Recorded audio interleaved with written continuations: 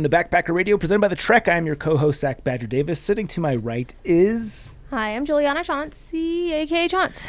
You stumbled on your name. I was reading while talking. Yeah. It didn't work. It's distracting to read and also say your name out loud. Well, this is released on August 14, and it's episode 214, so I was wondering if the date matched the number, but August is 8. And that trying to do that while saying your name is really hard. Yeah, so hard. Reminders of any kind. What do we want to remind people about? We have a YouTube. We've been posting videos on there. If you haven't listened to this month's Patreon yet, Zach gets high. And I fully went off the hinges with these show notes. Like, Zach's not even allowed to look at them. But it's going to be chaotic for you. So time travel, the Patreon episode went out like 10 days ago. But we're recording it in 2 days. So. I ordered a game off Amazon for us to play during it. I hope it's in a Ouija board. No, but it's one that will definitely be really good to watch on video. Yeah, cool. I'm ready for whatever shades of embarrassment come out of this. There's going to be a lot of it. Yeah. YouTube's a good call and a reminder. Yeah. I don't know the URL because YouTube makes everything cryptic, but that's in the show notes. So if you want to see us instead of hear us, or I guess in addition to hearing us, check it out. Let's not beat around the bush anymore to today's interview with Tisha McCombs, who is a writer, speaker, and coach with experience leading organizations as well as pursuing outdoor adventures. Tisha joined the Colorado Trail Foundation as the executive director in 2022 and is passionate about all forms of outdoor recreation, including hiking, biking, fishing, and more. Tisha, thank you so much for joining us here on Backpacker Radio. Thank you. It's fun to be here. Before we move on with the interview, does Tisha give you Mims vibes? I feel like you guys could be, this is a recurring guest that we have. I feel like you could be in Mims family. I could see it. This is really exciting for Tisha to have to listen exciting to for probably nobody, but well, Mims is on the PCT right now, Fireball. Oh, that's for right. She started soon or recently. She started recently. I just sent out 2 of her resupply boxes at lunch. And I meant to... We can talk about this later on the show. Are you her hiking from home support channel? Yeah, but I didn't, we have to go into this in a segment. Yeah. I don't know if, this is like a her thing or if other people pack resupply boxes like this, but she's nuts. And I know I hope she's going to listen to this, but this was a wild resupply box. Yeah, let's not disrespect our guest anymore. We'll talk about it after in the segment. You could tell me and I'll tell you if other people pack the resupply boxes like that. I'm kind of an expert in the field. Okay, let's go. We're on the subject. Okay. I didn't mean to tangent us this quickly, guys, but okay. So she gave me these 2 bins, and one's full of backpacking meals, and the other's just like excess stuff. I figured it would be like if she needed to swap something out. So I sent her 2 resupply boxes, and this is what was on the list for this resupply box. Is face wipes. 4 in a freezer Ziploc. So I had to take out 4 individual face wipes and put them into a freezer Ziploc. So she didn't pre-divide these things. No. Face lotion. Los Poblanos is the brand. It was like a jar of salve. I don't think you're supposed to put that on your face. So I guessed it was the only one named Los Poblanos. 1/3 of containers worth in freezer Ziploc. So I turned the Ziploc inside out, stuffed my hand in this jar, and pulled out what I think was 1/3. Yeah. Floss, 1 piece in small mini plastic bag. So wait, so she's using 1 piece of floss? Like, is she having you measure it off? There was no measurement, so I just took a wingspan. Yeah. And then I broke it and I shoved it into this small bag. That little roll that you get at the dentist office has to weigh a ½ ounce, and that would probably last you well over a month. I could say that, though, about a lot of things in this box. And when you add them together, they start to get heavy. Yeah. Then she wanted 1 floss threader. I couldn't find the floss threader, so I wrote in a Sharpie that I couldn't find it. 1 piece of aluminum foil folded. So I took out the sheet of aluminum foil, pulled out like a piece, tore it, and then folded it. Is she using that as some sort of windscreen for her stove? I think she uses it as a pot cover. A handful of ibuprofen. I couldn't find the ibuprofen, so I put in aspirin. I also don't know how much is a handful, so that could have gone wrong. Yeah. one laundry pod and one dryer sheet. I put the laundry pod in a Ziploc, the dryer sheet loose so the box would smell nice. I don't know if that's going to ruin the dryer sheet. 4 instant coffees. She had like the Starbucks Vias. Yeah. They look really good. They're heavy. 4 electrolyte energy packets, 7 liquid IVs, 1 large Ziploc baggie, a few freezer baggies. Are the liquid IVs and electrolyte packets different things? So they were both liquid IV brand. I actually got stuck on that for a while, but I couldn't find anything else in the box besides like the juice packets. Yeah. Like the Crystal Lights. So I assumed that was that. So now she's got 11 liquid IVs. That could have been a mistake. 1 large Ziploc baggie, a few freezer baggies, 1 mini baggie, 3 dehydrated dinners assortment. So I got to choose her dinners. And then 4 fruit bars and a mini Body Glide. Is that a normal resupply box? It's a lot. It's very particular, I'd say. Also, I like that she's having you construct it, because at least when I did my resupply for the PCT, I just had the boxes all ready to go and asked my wife to ship them to me in particular locations. She's having you build the box, which I'll is be honest, next level friendship. I did think that it was the former. Yeah. But when you signed up. Yeah, of course. I think the contents on her list is, it's pretty normal, but the process, that's wacky. Yeah. I mean, she's like very trusting, or I don't know what's going on. She knows I won't mess this up. She knows I know how to handle a task. Well, you did mention aspirin instead of ibuprofen and guessing on a few things. Yeah. So I did my best. I'm sure I'll get feedback. It's funny how she's so particular about stuff, and then it's just like a fistful of Advil. Yeah. It was fun. But I just I don't mind assembling them at all, and I know that she'll think this is funny if she hears it. But I've always thought when we backpack together, like I've been jealous of her pillow at times. I've been envious of her face wipes when she has them at night, and like her backpack is so heavy that we have a joke of like what's in there. And now I finally get to see kind of what she's packing. Peek behind the curtain. Yeah. It was scooping the glob of salve out of a jar and calling it face wash for me, or face lotion. Yeah, she's too proud to say that she just wants a little bit of lube for chafe prevention. That I don't. It's heavily lavender scented. I don't think you should put it. Yeah, okay. Well, I'll just add this note to the resupply boxes. When I was on the CT, I packaged mine. Some of them I shipped to friends that were then going to hand deliver them to me along the trail. And one friend showed up at Kenosha Pass with my box that I had delivered to her house, and it was open and ransacked. Apparently, it arrived at her house when she was out of town, and her boyfriend thought some friend was mailing her a box of goodies. So he opened it and drank my beer, ate my Nutty Bars. He even ate like a tuna packet. I'm like, who wants to eat a tuna packet? Yeah. I got a halfway ransacked resupply box. I like that you're resupplying yourself with beer. Yeah, that's smart. Yeah, for day of, Yeah, well, of course. I'm just saying that's a good thing. I forgot I had one. We're kindred spirits. Yeah, there you go. I feel like that'd get shaken up, and if it opened there's a lot of ways shipping beer to yourself could go wrong, no? Well, so I just shipped it to her, and then she delivered the box to me. Yeah, so because I didn't live here at the time, and she lives on the Front Range, and so she was driving it to Kenosha to meet me, which is also a very good friend. Boyfriend, I don't know. I'm on the fence about him. He won't last. We know that from this. Okay, let's get to the good stuff. So obviously the headline news here is that you're the executive director at the Colorado Trail Foundation, which is awesome. But I want to learn a little bit about what you have been up to prior to this gig, because we had a chance to chat a little bit before we hit record here, and you've had a pretty wild journey. So I'd love to cover some of that. Well, walk us through your previous work leading up to this position. Oh boy. Well, I spent a lot of time in corporate media executive leadership, so I'll skip all that because that's not really that fun.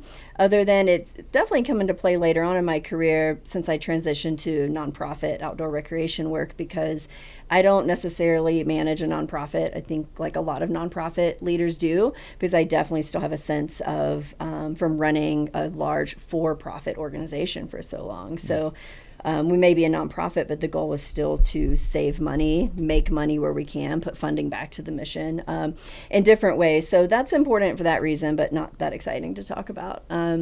But several years ago, I discovered that outdoor recreation, backpacking specifically, and rafting were like the first things I really got into, and felt that pull of like completely changing my life. And I walked away at the time from my career in the newspaper magazine industry with no idea what I was going to do and where I was going to do it, just the conviction that it needed to be something different, giving back in the outdoors world.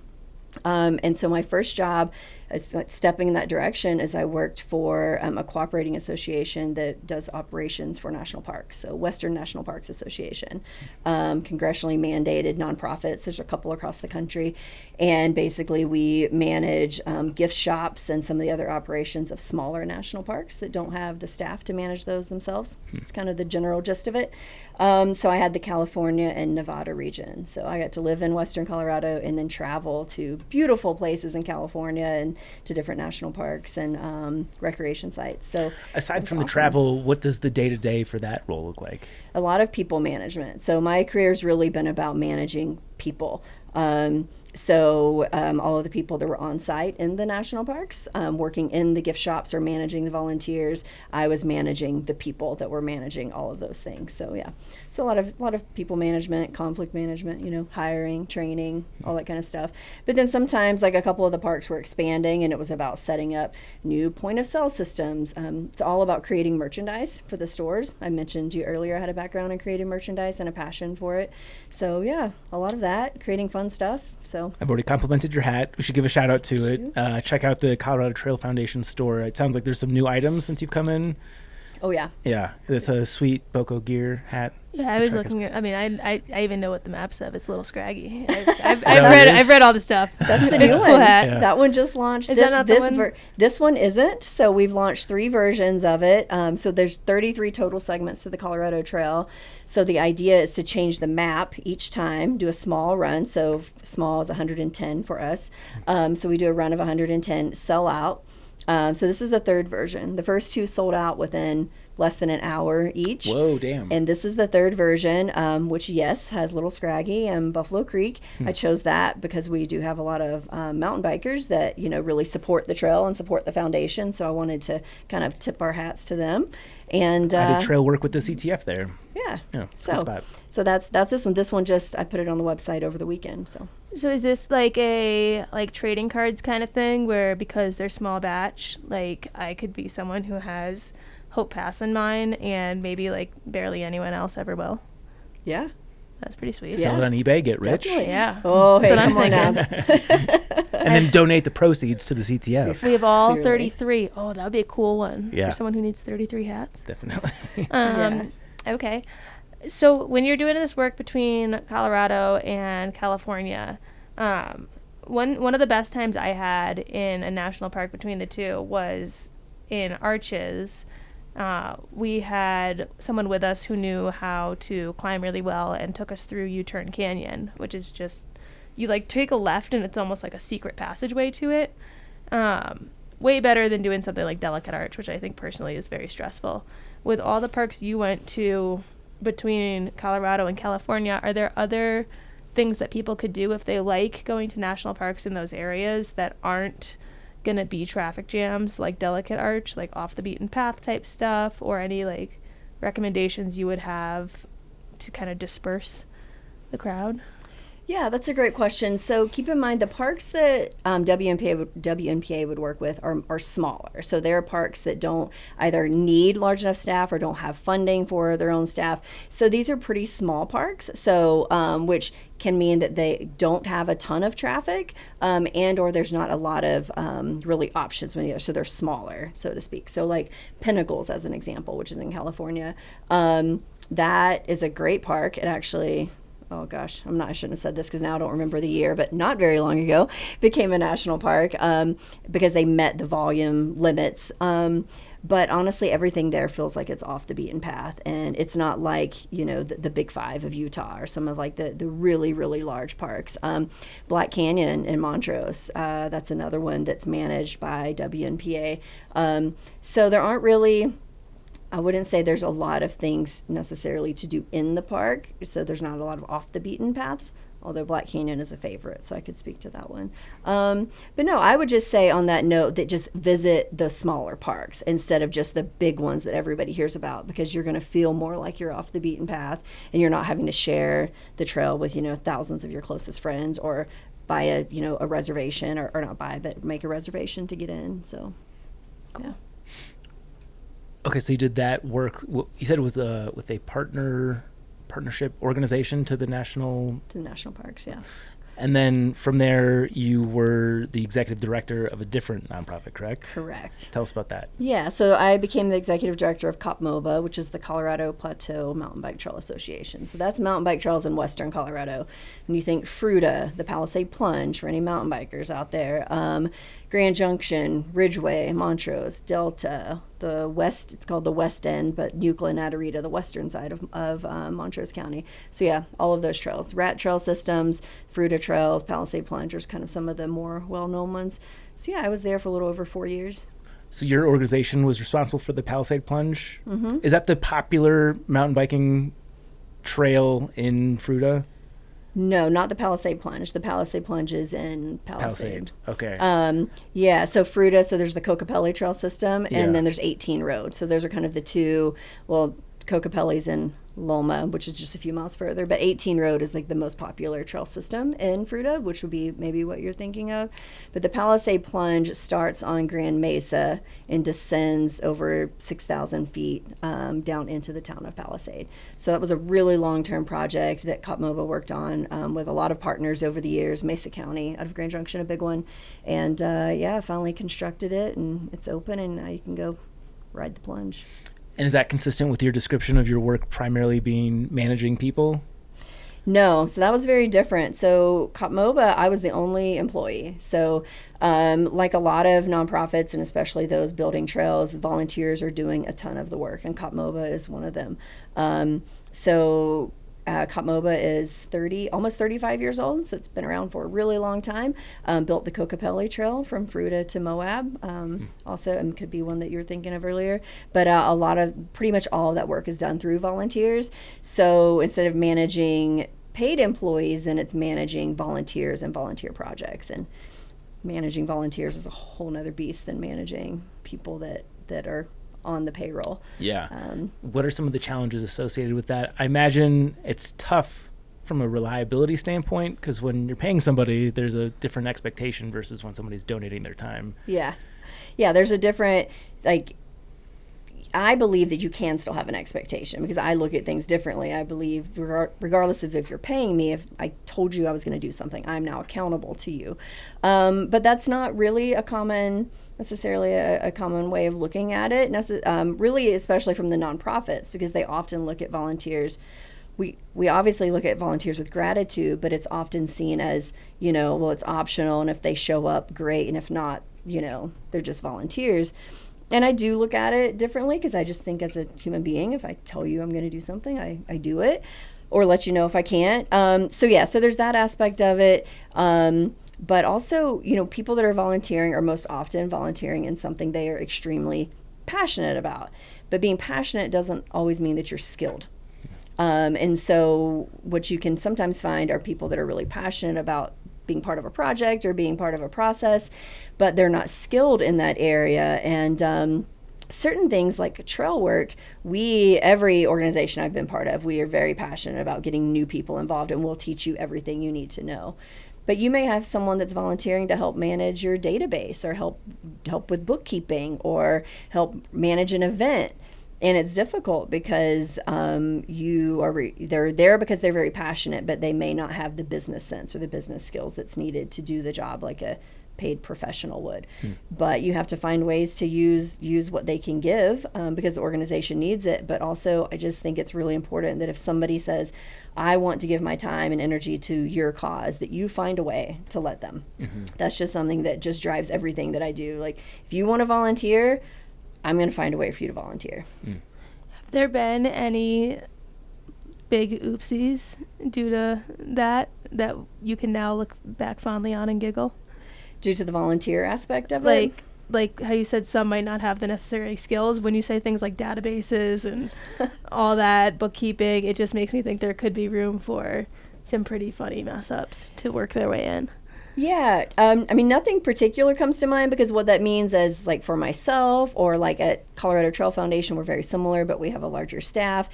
What it just means is, at the time, your job is now to manage them to manage expectations, to manage the work that they're doing, to manage the product that they're putting out, whatever it is. So, like we may have somebody volunteer to put, do data entry in the database. Well, after they're done, then we have to go back and check it and make sure it's right and then fix anything that's not. So yeah, no great stories come to mind, but it does. It's oftentimes can feel like it's as much work sometimes to have a volunteer do something as it is to do it yourself. And that's where I just remind myself there's more value beyond the work that they're doing to volunteer. There's the value of their engagement and their commitment and the value you're giving to them, because we all feel good when we're giving back. So in some ways we're giving them a gift as well, of giving them a way to be impactful and meaningful on something they care about. The trails that you're developing through this, are they specifically for mountain bikers? Are they all use? Is it anyone can use it, but they're so mountain biking focused that hikers are not drawn to it? Yeah, so KOPMOBA is non-motorized trails. So they're purpose-built for mountain bikers, but are open to all non-motorized users. So it's going to be built with mountain bikers in mind, but any trail runners or hikers, would be able to use them. No dirt bikes, no e-bikes, typically. So, there's certainly trails in, like, say, KOPMOBA's world that are open to motorized travel, but they aren't trails that KOPMOBA built. Yeah. I'm curious to know, take me inside the deep culture of the mountain biking community and let me know, is there any sort of tension between mountain bikers and hikers? Because I know when you flip it on its head, especially when it comes to like day hiking trails in Golden, and I've experienced this myself and I understand the double standard associated with it, but I get frustrated on trails that are really heavily populated with mountain bikers, which is such a stupid thing because everybody should have access to trails, especially if the trails are designed with all those uses in mind. But I'm curious to know from the mountain biking standpoint, do they feel similarly about hikers as hikers can feel about mountain bikers? No, truthfully, I can say I can't really think of many instances of any sort of like tension or friction or negativity specifically between mountain bikers and hikers. Now, there's certainly other user groups that mountain bikers tend to, the mountain bike community, I should say, or even in just the trail building world, dirt bikers might have friction with. Yeah, so. Yeah, dirt biker, motorized users, so dirt bikers, e-bike users, I have to separate because, e-bikes per our federal land managers, BLM and Forest Service, are considered motorized.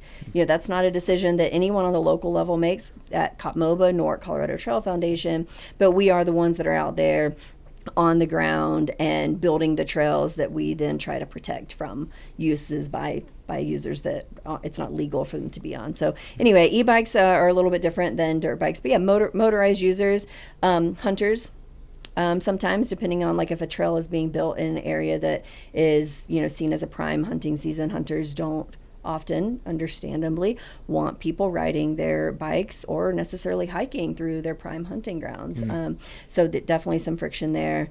Not just trail users, but cattle ranches is another example, because cattle ranches will lease land, federal land, to graze their cattle on, so that can definitely create friction. But not really hikers. Not really in my world. If anything, there's kind of some disgruntlement. Is that a word? Disgruntlement? Yeah, we know what you're saying. There's some disgruntlement. If you say it with enough authority, people just think it's a word. Yeah, for sure. Because when you look around at trails being built, you don't really see. So it's usually nonprofits. That's kind of like a common myth is people think that if the land is on, like in the National Forest, that the Forest Service builds the land. If they even think about it, which most trail users actually don't, if you were to ask them who built this, they'd say, oh, well, the Forest Service. But that's most of the time that's not true. It's a group like KOPMOBA or Colorado Trail Foundation that works in collaboration with the Forest Service. So if you think about it, how many of those groups do you know that are hiking? So here on the Front Range, there's Comba, which is building mountain bike trails. There are a lot of other, there's motorized trail users, and they're working to get motorized trails built.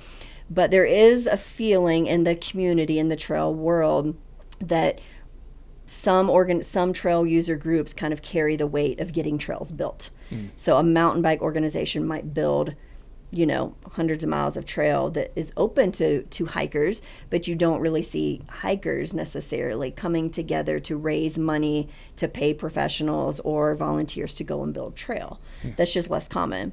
So if anything, in my experience, there's just some kind of grumbling between I shouldn't say ourselves. I don't grumble about it, but yeah. Yeah. Do mountain bikers think dirt bikers and e-bikers are lazy? I don't think so. Just because, like, I'm just thinking about, like, A, I'm trying to stir a pot, but B, like, imagine hikers with motors on their shoes or something like that, where we had that little extra help. Yeah. We'd probably make fun of them. Yeah. I'm actually curious to know, I am curious to know what is the relative impact of an e-bike relative to just a man-powered bike? Yeah, so a couple things to comment on. First, I'll go back to your point. I will speak for myself. This is not the mountain bike world or mountain bikers or anything. I did for a long time carry a perception that riding a dirt bike, I'm not gonna say it was easy, but that, you're on a motor, on a bike, it's not that hard. For anyone listening, I don't believe that anymore. I do have a much different understanding, but so I don't know that I ever thought dirt bikers were lazy, but I probably did for a period of my life think that it was easier than to be out mountain biking on trails. So there's possible. That has to be true, right? I don't know, because you think about, nobody quote me on this. I'm taking my first dirt bike class in a few days. Dirt bikes weigh hundreds of pounds, as opposed to your like 18-pound, mountain bike. So just moving it around, like steering it, controlling it, picking it up, loading it, unloading it. I don't know that I no longer believe that it's necessarily easier. Yeah. And they're also, going much more aggressively, over different obstacles that you may not on a mountain bike. So I think elevating the difficulty. I'm just guessing here. Ask me after Saturday after I take my first lesson. I knew there'd be a pot to stir there. Yeah, I gave you that because you said you were trying for it. So there, I'll admit I did think this. And then e-bikes. So, I am by no means obviously an expert on this. I can tell you there are many, many personal beliefs about whether e-bikes do or don't impact trails negatively, or any more so than just a mechanized, a non-motorized bike, a traditional mountain bike.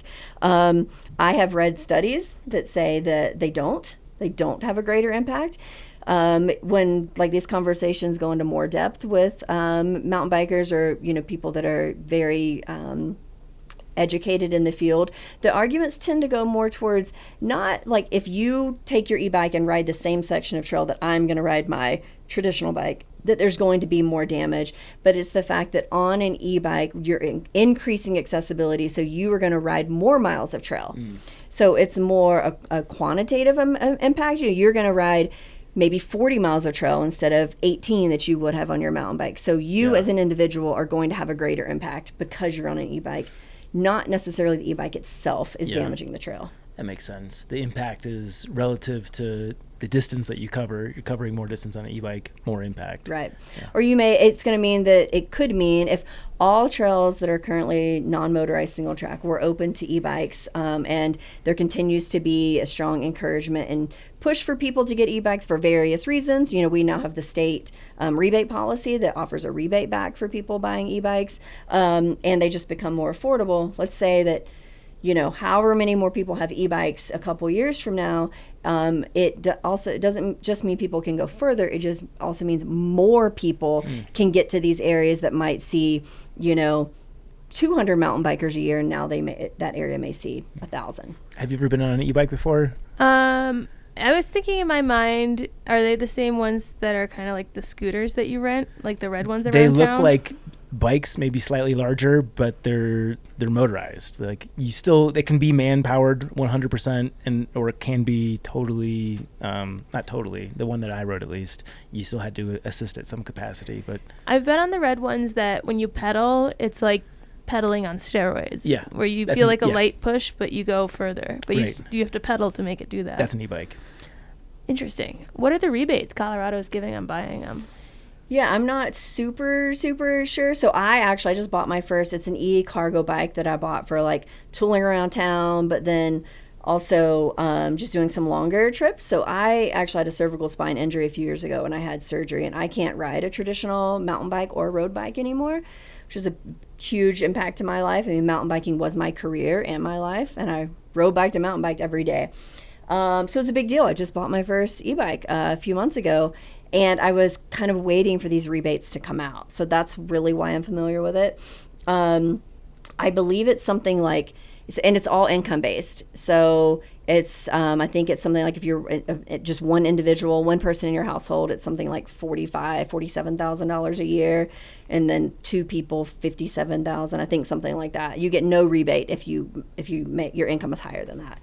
And I believe it's somewhere around like $500. Huh. It's more for a cargo bike because the idea in the rebates is to take cars off roads. That's what the state of Colorado is trying to do, take cars off road. So encourage people to commute by bike so you get more money if you buy a cargo bike because they can carry your groceries or they can carry your kids.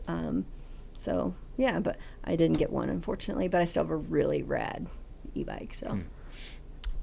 Okay, let's go to present day timeline. You're executive director at the Colorado Trail Foundation. If you had to pick, you can only do one for the rest of your life, mountain biking or hiking. Which do you choose? Backpacking specifically. Yeah. Yeah. How many would you say you've put in more miles backpacking relative to mountain biking? Ooh, I've put in more days. Okay. No, I don't even know that's true.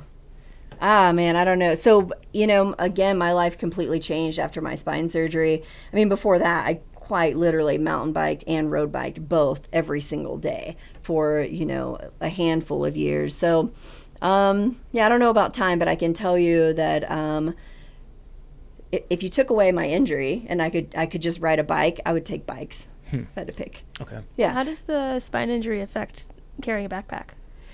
Yeah, that's interesting. So honestly, I'm never going to be 100% better. So I just live with chronic pain. It's just what I do. Certain things really irritate it. Working on a computer is one of them, and I do that every day. Driving is another. And anybody that knows me, I'm like the road warrior. I drive a whole lot. So I've just reached a point of it's just acceptance. It's going to be uncomfortable, and I just do the things I love anyway. Backpacking is one of those. It's not great. So I just have to be careful to make sure that my pack is like properly packed, that it's weighted on my hips even more so than it's important for other people. And I never used trekking poles actually until my neck situation. So I don't say injury because nothing happened. I didn't have like a big accident or anything like that. But there's something about my arms being up and extended and my head being like kind of like holding still in one spot, that really causes a lot of pain. And I won't get into all the medical stuff. Trekking poles really helps because I'm not holding my own arms up. My trekking poles, I'm holding onto those. So that's how I do it. But honestly, I just know it's gonna hurt, and I do it anyway.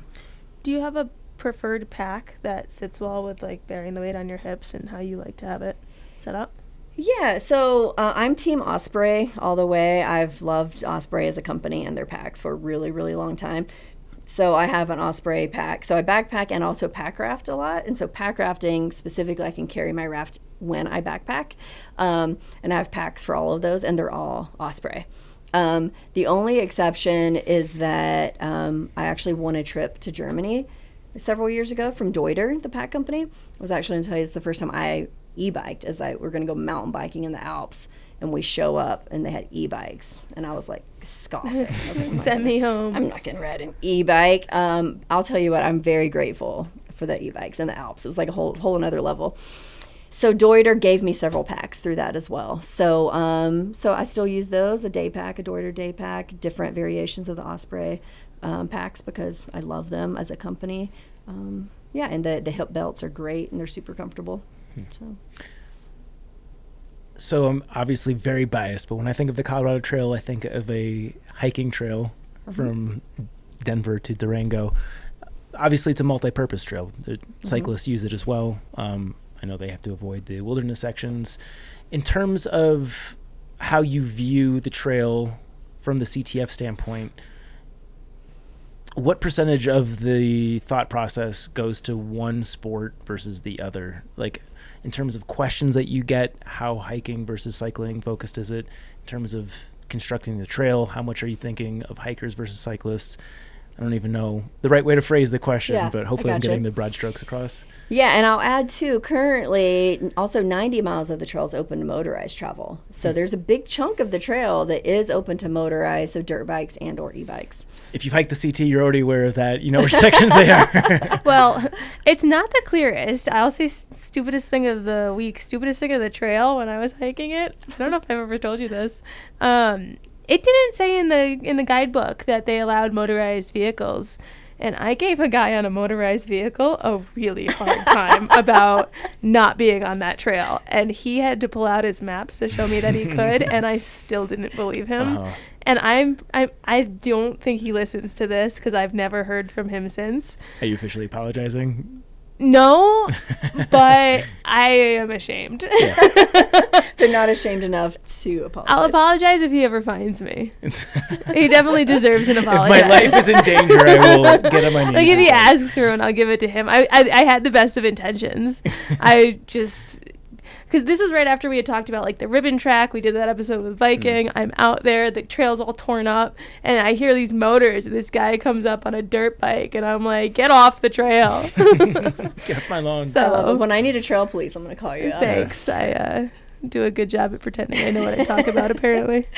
To answer your question, so, you know, our focus on the foundation is built, well, first off, you know, our mission is completely around building and maintaining the trail. We do end up spending time, effort, energy, dedicating space on our website to helping people plan their hikes and through hikers and mountain bikers. But for the most part, our focus is building and maintaining the trail. So with that in mind, I would say it's completely about foot traffic. Yeah. So backpackers, hikers, trail runners, whatever. We are not building trail with mountain bikers in mind. Now, I'll say that the Colorado Trail is maintained in multiple ways. One primary way is through our adopters. So the entire trail is broken up into around 90 segments. Those segments or sections are adopted by individuals or organizations, and they go out and do like the lighter maintenance. So they'll clear trees, they'll clear drainages, clear brush that maybe is overgrowing on the trail. So a few of those adopter sections are adopted by mountain bike organizations. Durango Trails is one, Comba is another. And so there's definitely an element of the work that they are doing as adopters because they build and maintain trail for mountain bikers. So they are maintaining their section of the Colorado Trail with mountain bikers in mind. Now they're not building new trail, they're not rerouting trail, they're not changing the grade of the trail, but as they're doing like work on their adopter sections, I am certain they are doing so with mountain bikers in mind. And we talk about like that's fine to an extent as long as you're not, you know, changing aspects of the trail. But as a foundation, I would say 100% foot users. Great job pandering to our audience. This was just to jump back to my incident. One of the things that he had told me was that because they have to pay for their bike tag registration each year, part of that money goes towards the trail. Is that true? Do you get any money from like paying for mountain or for dirt bike tags or just any different areas of that? No. So that money, that doesn't just go back to the Colorado Trail specifically. So that's going to projects, so state-funded projects, grant-funded projects through the state that motorized organizations can apply for and get. So I can certainly tell you the Colorado Trail Foundation is not using those funds. All right, he's back in the bad books. But, and the thing is, there's all of these things, like I'm going to assume that he probably, just like you really thought that you were right and you were doing what's right for the trail, he probably really thinks what he said is true as well, because I mean it's really complex and it's really hard for people to know. And I think the organizations like the Colorado Trail Foundation and like COP-MOBA, I think it's our job, like we need to do a better job of helping the users actually understand where the trails came from, where the funding comes from, how to get the work done, what to do if there's something that you want to be different, because most people just don't know. And now it's kind of like volunteers, but in a different sense. So now you have people that are super passionate and dedicated, but actually don't have the knowledge or the education and that can lead to user group conflict or can, frustrations. And so the answer is no, that money is definitely not going to the Colorado Trail, but. You mentioned previously that the sections that are adopted by the mountain biking organizations are built with mountain bikers in mind. What does that look like? Are they building more ramps to jump off of, or like what does a mountain bike trail versus a hiking trail? How do they differ? So not that they're built with mountain bikers in mind. So we built the trail. The Colorado Trail Foundation built the trail. So they're not changing the trail. They're maintaining it. Yeah, I should have said that. Sorry. So they an example may be a mountain bike organization, if they have or a group of mountain bikers, if there's, a bunch of steep switchbacks. You may want to change the nature of the switchbacks, maybe widen them, because you need a little more room on a mountain bike than you do when you're on foot. So they may want to widen the switchback. So just widen the tread of the trail. Like that's one example. Or there may be, they may want a wider corridor for brush than what you may need as a hiker, because you're going to have your handlebars or, whatever's going on. So they're not changing the trail. They certainly aren't building anything. Definitely not building any, constructing any jumps or moving rocks around to create, these opportunities for their fun play. It's not that. It's more in just the things that as a hiker, as a backpacker, you're not going to notice at all. You, on a bike, you're going to know because it's going to make an impact to your ride. But as a hiker, you're not really going to know. Mm-hmm. Okay, so last year, you replaced Bill Manning, who's been on the podcast. We're big Bill fans here at Backpacker. Who is not a big Bill fan? Right? Yeah, exactly. That's what I've learned in the CTF world. Go Bills. Yeah. What directionally would you like to do differently as the new head of the CTF? What new energy and ideas do you want to bring to the organization? Yeah, so anyone that's been around that would be listening to this will be laughing right now because they'll be like, there's been a lot of new things, a lot of changes. So we're coming up on a year or 11 months right now. So the way that I think about my goal is to keep doing all of the things that Bill and team have done for years, which the primary focus has been on building and maintaining the trail, which I think we can truthfully say is the best maintained trail in America. That's a tagline that's been given to us. I think we can absolutely own that. And cultivating an extremely large, reliable, passionate volunteer base. And gosh, Bill specifically, he has like great, unique, deep relationships with thousands of them. It's inspiring to see. So to continue doing that, to figure out how do I continue and build my own relationships with these people as deep and long lasting as Bill was able to do, so that it continues to support the foundation. But then what can we build onto that? So for me, one thing that I talked a lot about and my board talked to me about in my interviews and that I talk about all the time is relationships. So I am a relationship builder, and I believe that we're all better the more connected we are, the more we can collaborate. And even if we're not working together, just the more we can understand each other. So I spend a whole lot of time connecting with other organizations, whether they're in the trail building world or they're in outdoor recreation or whatever it could be. An example would be CDTC, the Continental Divide Trail Coalition, or spent a good bit of time in the 14er initiative this past, or what's it called? I just totally lost the name of the... There's a nonprofit that oversees the 14ers? Yep. I didn't know that. I know 14ers. Colorado 14er Initiative. Sorry, Okay. I just got that. CFI. Yeah. Or different things, projects that Comba is working on, things that may not be directly correlated to the work that Colorado Trail Foundation is doing or on the Colorado Trail. But there is some correlation and there is overlap. So spending time learning about their organizations, becoming more involved, connected with them, offering ways that we can help them. Because there definitely are ways we can do that, and asking them for help. But sometimes it's just knowing and exchanging, this is what I'm working on, this is what you're working on, so that down the road, when there's an opportunity to work together, to support each other, like we have that in place. And that also extends to our Forest Service partners. Bill chose to nourish these relationships these remarkable relationships he has with we call them, the Friends of the CTF, with donors and volunteers, mostly from Golden. He's based in Golden. He loves being here. He worked at our office in the AMC all day, every day. And he was very effective at doing that.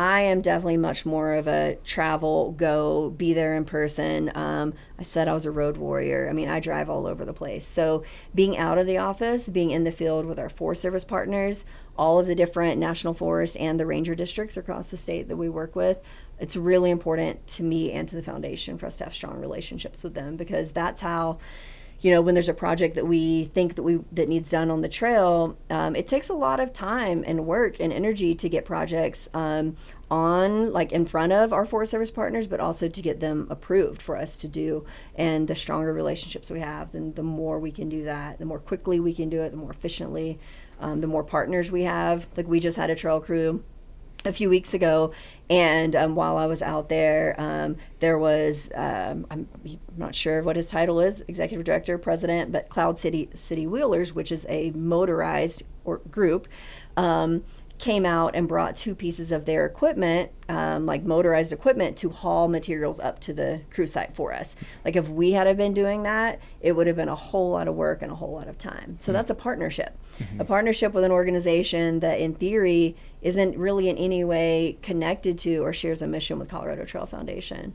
Another crew, we had horse packers come in and haul in the lumber for us to replace a bridge. So those partnerships, relationships, being out in the field, being on trail crews, that's why I have to leave. I mentioned I was leaving in the morning, so we have a trail crew starting in the morning for me to go spend time out there with our volunteers and our partners in the field. So yeah, relationships and being in the field is definitely a big kind of a step in a different direction. So to build on the foundation that Bill had built and his team, and then to kind of now use that to expand into, those areas of focus.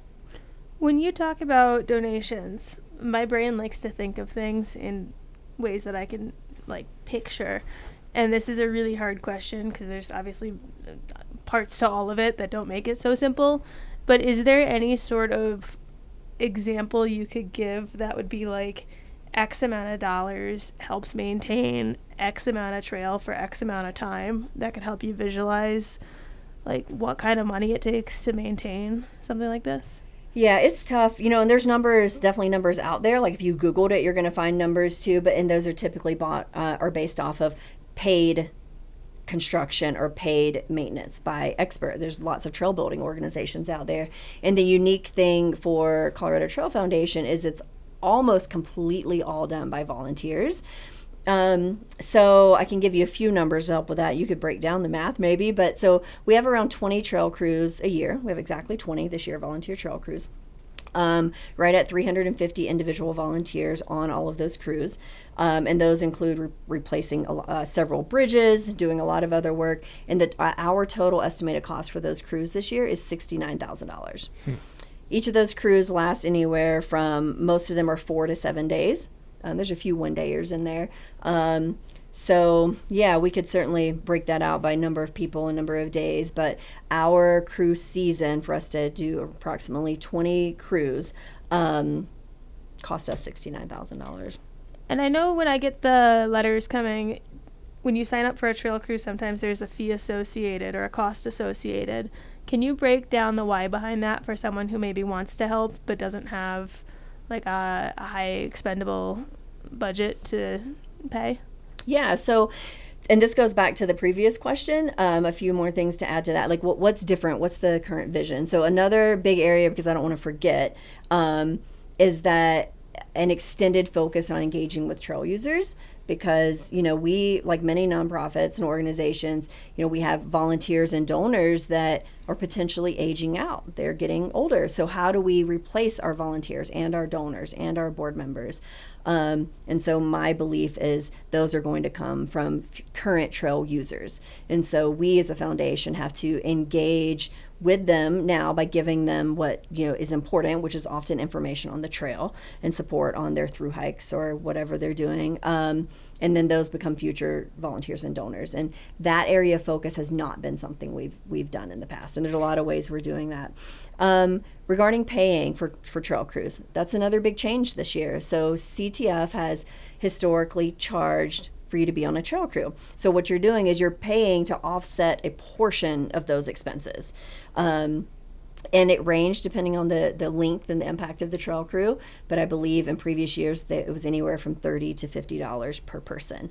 And on an average year, CTF would bring in $12,000 from that. So they would recoup $12,000 of the, I just told you this year is $69,000. And that's paying for the construction materials. Lumber is quite expensive. Tools, transportation, food. We feed every crew 3 meals, 3 hot cooked meals every single day that they're out there. So that's what that money was going toward. A big difference this year is that I do not want you to have to pay as a volunteer. If you want to, that's awesome, but I don't want it to be a requirement. We do still need that money. We need to find the funding to cover those. And so my approach was to source those funds from a different place and to make volunteer trail crews free, basically. But a big reason why organizations charge isn't to make money or to offset their cost. It's so that you, as a volunteer, when you sign up, have some skin in the game and you show up. Because it's a very common problem. This was something that was brought to me last fall when I came on board, which was, we have problems with people signing up and not showing up, and our crews aren't full. So that was a challenge for me this year. What are we going to do to make sure our crews are full? And we changed a lot of things for that. So the skin in the game is an important concept. So we changed. So when you sign up for one of our trail crews, you do have to give a $50 deposit, which is refunded as soon as you complete the trail crew. Unless you decide that you want to donate it, which around 75% of people have done that. But it's I didn't know free. that, and that was going to be my suggestion, is have the skin in the game be a temporary thing, because otherwise I imagine that would be a huge problem of people just no-showing if there isn't any skin in the game. And I don't really know, honestly, the money changes it. I don't necessarily think money is the best way to keep someone invested and to show up. I think there's some other things we can continue to work on. But frankly, that was such a big part of our organization's history. It was a big step for us to just go to basically not recovering those funds from trail crews, and for me to present to my board for us to go with this route. They were very, very supportive, very receptive, and it's worked out really well. In my mind, much like the PCT permit game, I don't know if you followed that at all, but to get a PCT permit is very competitive, and it's 100% free, and the result of that is you get a lot of people entering into the lottery who are not serious about thru-hiking the PCT. They just want to see if they can get one, and the 1% chance that they are able to make their life work around a thru-hike. I could see something similar happening with a volunteer mission like yours. I think having them put any amount of money, even if it's $5, will reduce the number of people who are not serious about just getting sign up involved. on a whim. Exactly. Yeah, and another problem, is our crews all launch right in early February. So they launched, registration opened February 1st this year, and it is like a feeding frenzy. Like within a day, 75% of all of our spots were filled, which is awesome. It's like a really great problem to have. But for a lot of people, you don't really know what August is going to look like back in February when you sign up. So that's a thing that we'll look at in the future is, do we stage, when we release different trail crew registrations? Do we, what do we do? But honestly, so far this year, we've had one no-show. Wow. And we're about a third of the way, a little over a third of the way through at this point. And we've done a lot of other things that I won't bore you guys with at this point to, like when they presented that problem to me last fall, like we have people not showing up, what do? We put a pretty detailed plan in place. And it's working so far, to the point that we actually added a few spots to every crew, anticipating people not to show up. And now they're all showing up. And like one crew member, her feedback was, this crew was amazing. I loved it. Food was great. Everything's great. There were a few too many people. There wasn't enough work, because we were planning for people to continue not showing up while we're putting all these steps into place. But they're so effective that now everyone is showing up. So it's a good problem to have. It's a good problem to have. Yeah. What do you attribute to the fact that there's so much interest in making the Colorado Trail the premier long trail in the U.S.? Because you talk to anyone who hikes the CDT, and they'll say that, generally speaking, Colorado is the best section of the CDT, or at least like the best maintained section, and specifically the Colorado Trail portion of that. What do you think are the ingredients that go into that? Yeah, what we love hearing that. It's kind of comical. Like when we talk to, a CDT hiker, it's like, it's going to come here in just a few minutes, and they hear where we are, and they're like, oh, thank you for what you're doing. So we love hearing that. Honestly, it's, so in our 50 years, so the Colorado Trail turns 50 next year, which is crazy. And in the 50 years, nearly 50 years, I'm only the third executive director. Goody and Bill. That's it. And what they managed to build is, it's truly a family. And that's when I remark on, I can't really state enough how exceptional Bill was at cultivating and nurturing these one-on-one relationships with thousands of people. And I think that's why they continue to show up, because they felt like and continue to feel like they are part of something. My very first day with the foundation was actually at our annual picnic, volunteer appreciation picnic last September. And Bill told me, we were just kind of standing off to the side watching everyone, and he commented that it was such an honor to be part of a community of givers. And I've now said this many times. I've borrowed that from him, and I think about it all the time. And I said, what do you mean? And he said, well, everyone involved with the foundation is giving. So whether they're giving as a donor, they're giving as a volunteer, like they're giving their money, their time, their energy, their expertise. And when are we as humans happiest? When we're giving to someone and making a difference. And we get to give that opportunity and that gift to people, and then they give us that gift back. And it creates this dynamic that, I don't know, it's addicting. It's something I've never experienced. I've been the executive director of 3 nonprofits, sat on a lot of boards, managed a lot of companies, never felt it, never experienced it anywhere. I was speaking to you before we started about, a thru-hiker that was planning his hike that started volunteering for CTF this year. And he talked to me about, I said, what makes you, why do you keep volunteering with us now? And he said, because I moved to Denver, I felt really alone outside of my wife, and I've struggled with connection and community, and I found that with you guys. This was in just a few months. So, Goody and then Bill have created this culture where once you're in, it's like you've drank the Kool-Aid, and it just does something to you. So I think that's why. Yeah. And people will like to say to me, coming in behind Bill, like, you've got big shoes to fill. The business side of it, I'm not worried a bit. The human side of it, man, he was remarkable. So there's, I feel like, a common theme amongst long-distance trails where a lot of the people that are super involved in volunteering for it or being involved with it are older. And as you mentioned, are going to have to start getting replaced by younger people as time goes on. And that's for trails that also have these, like, Kool-Aid sipping, trail-loving people, like the AT, excuse me, there's people that are just obsessed with it. How is it that you guys, or do you have tips for other trails for how you open something like trail maintenance and it fills up 75% on the first day? Like, what could other trail organizations be doing to see that kind of success?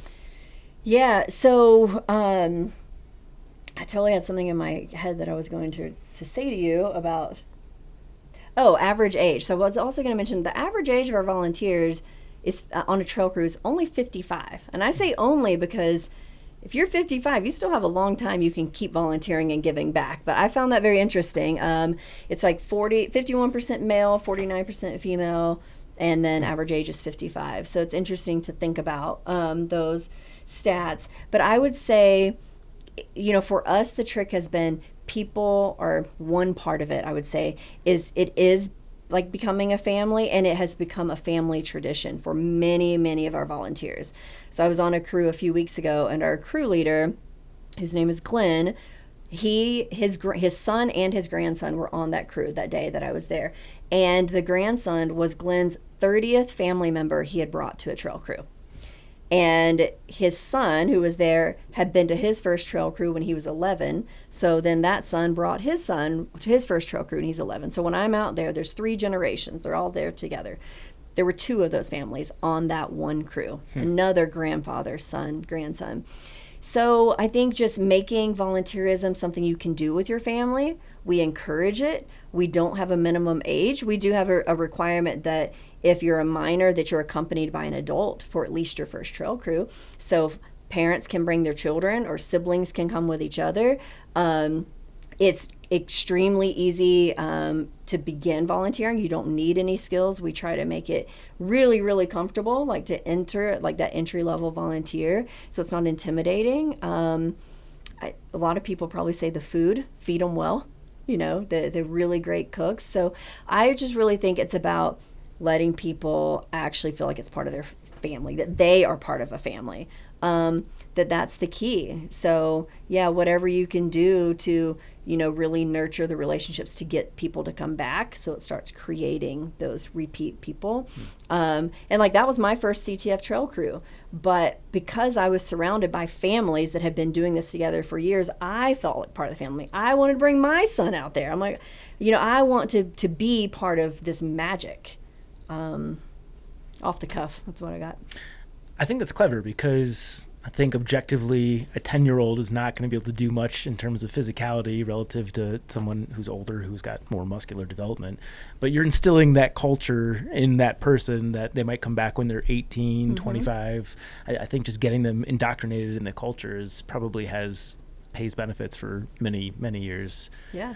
Well, and as a parent, you know, to have something like we have our passion, you know, oftentimes parents feel like that when they have children or while their children are younger, that like some of their passions have to be set aside, and the things they would really love to be doing they can't do because their children are a certain age. And to create this avenue where it's not one or the other, like you can come with your child, they can be part of this, and then you have that, whether it's to share it together or just so that you can go, you're not kept from doing it. I think is also a really important aspect of it. As someone who has a very outdoorsy, adventurous background, did you go through those feelings when you had your son? Definitely. Yeah, so my son is 18, Ty. He just graduated high school and turned 18 with like a week of each other. It's mind-blowing to me. And yeah, so, and his dad and I were divorced basically his whole life, so it was just me and Ty. And so first off with the activities things I wanted to participate in, but then also the people that I was sharing time with. So yeah, when there's something because I was never willing to not pursue things that made me happy and like that I'm passionate about, which is mostly outdoor recreation. I never looked at it like I need to put that aside because Ty is young. Honestly, he just had to come along. Like parents ask me all the time, like, how did you get your kid? Because Ty's like backpacked, mountain bike, canyoneering's a big thing we've done together. Like, how did you get him to love those things? I was like, I just started taking him when he was like 2 and he didn't know any better, you know, and then he it's just what he grew up knowing to do. And so I never had to choose because I didn't create that life for us. But I definitely found immense value in the things that I could do, that I could bring him with me, or the people I could share time with. Because as a parent, like even if someone is willing to let you bring your child, you don't really want your kid to be tolerated. You want them to be embraced and welcome. So I think when you can create that environment for parents specifically, I think that's magical. Did you ever get resistance trying to bring Ty to the things that you wanted to do? Because I have a toddler and 2 babies, and sometimes going to the grocery store feels like pulling teeth. So I imagine like doing my hobbies is going to be more challenging. Yeah, resistance from him? Yeah. Yeah, definitely. I mean, and that's the other thing, you know, when I'm like talking to parents or like coaching. So I love coaching families, especially with young kids. You know, and I tell them like, I'm not saying like it's going to be like the most fun backpacking trip you've ever gone on, but you need to do it now, even though they're going to be frustrated or they may drag their feet, or oh my gosh, there were times when Ty would we'd be in a canyon, like deep in like a slot canyon, and I remember that child would just basically stop walking. He would just, because he'd just be stubborn, he was mad about something, he'd just stop walking. And I'm like, you can't stay here, like we have to go. So I'm not saying that it's always easy or fun, but if you can kind of suck it up and get through those points of resistance, it's so worth it. I mean, it's so worth it for them, but also for you, like still being able to do the things that, you know, feed your soul. And then now you can hopefully one day connect with your child doing it. So Ty just graduated, and for his graduation trip, he was choosing between us going backpacking in Scotland together or fly fishing in Honduras, and we ended up fly fishing and scuba diving in Honduras for a couple weeks together. And we didn't get there because we got there because I went through the hard part of really helping him learn the value and then learn to enjoy when he was younger those outdoor recreation things. But honestly, at the time, that wasn't really even my main motivation for taking him. There was other things I thought were important for him to learn by being in nature, but it all worked out. Okay, let's zoom in a little bit and talk about specific needs of the CTF. And I'll start off with specifically related to trail maintenance and maybe adopting sections of trail. And I'll relate it to my personal experience when I worked on Little Scraggy Trailhead. I got in one time, and the second time I was waitlisted and I didn't get in. And I imagine that's a popular one. I think one, because it's shorter, and two, it's just so close to Denver. Mm-hmm. What are the areas of the CT that take a little bit more arm twisting, or areas where you could use more volunteer support? Yeah, well, I mean, it's pretty crazy because, yes, you're right. Some of those crews fill up very quickly just from proximity, or they're shorter. One-day crews can fill up really fast.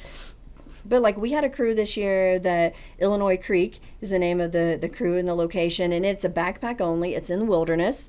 So it's maxed out at 15 people. That's a wilderness regulation.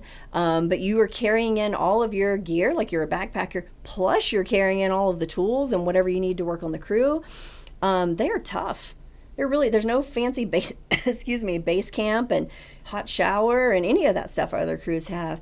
And like we went into this one, and in the description, if you look at our crews, like we kind of even tried to like scare people off because it's really tough, and you don't want someone to get in there and bitten off more than they can chew, and then they need to leave, and then someone has to escort them out. So we're thinking, okay, this one's going to be tough. Let's actually try to like scare them off a little bit. And we may not fill the crew, that's just going to be what happens. There's a wait list. So, and that, it's this, I don't know how to explain it. What happens at the Colorado Trail Foundation is not like anything I've ever experienced. We generally have more volunteers than we can give something to do. Like you said, you're waitlisted. We have wait lists for most of our crews at this point.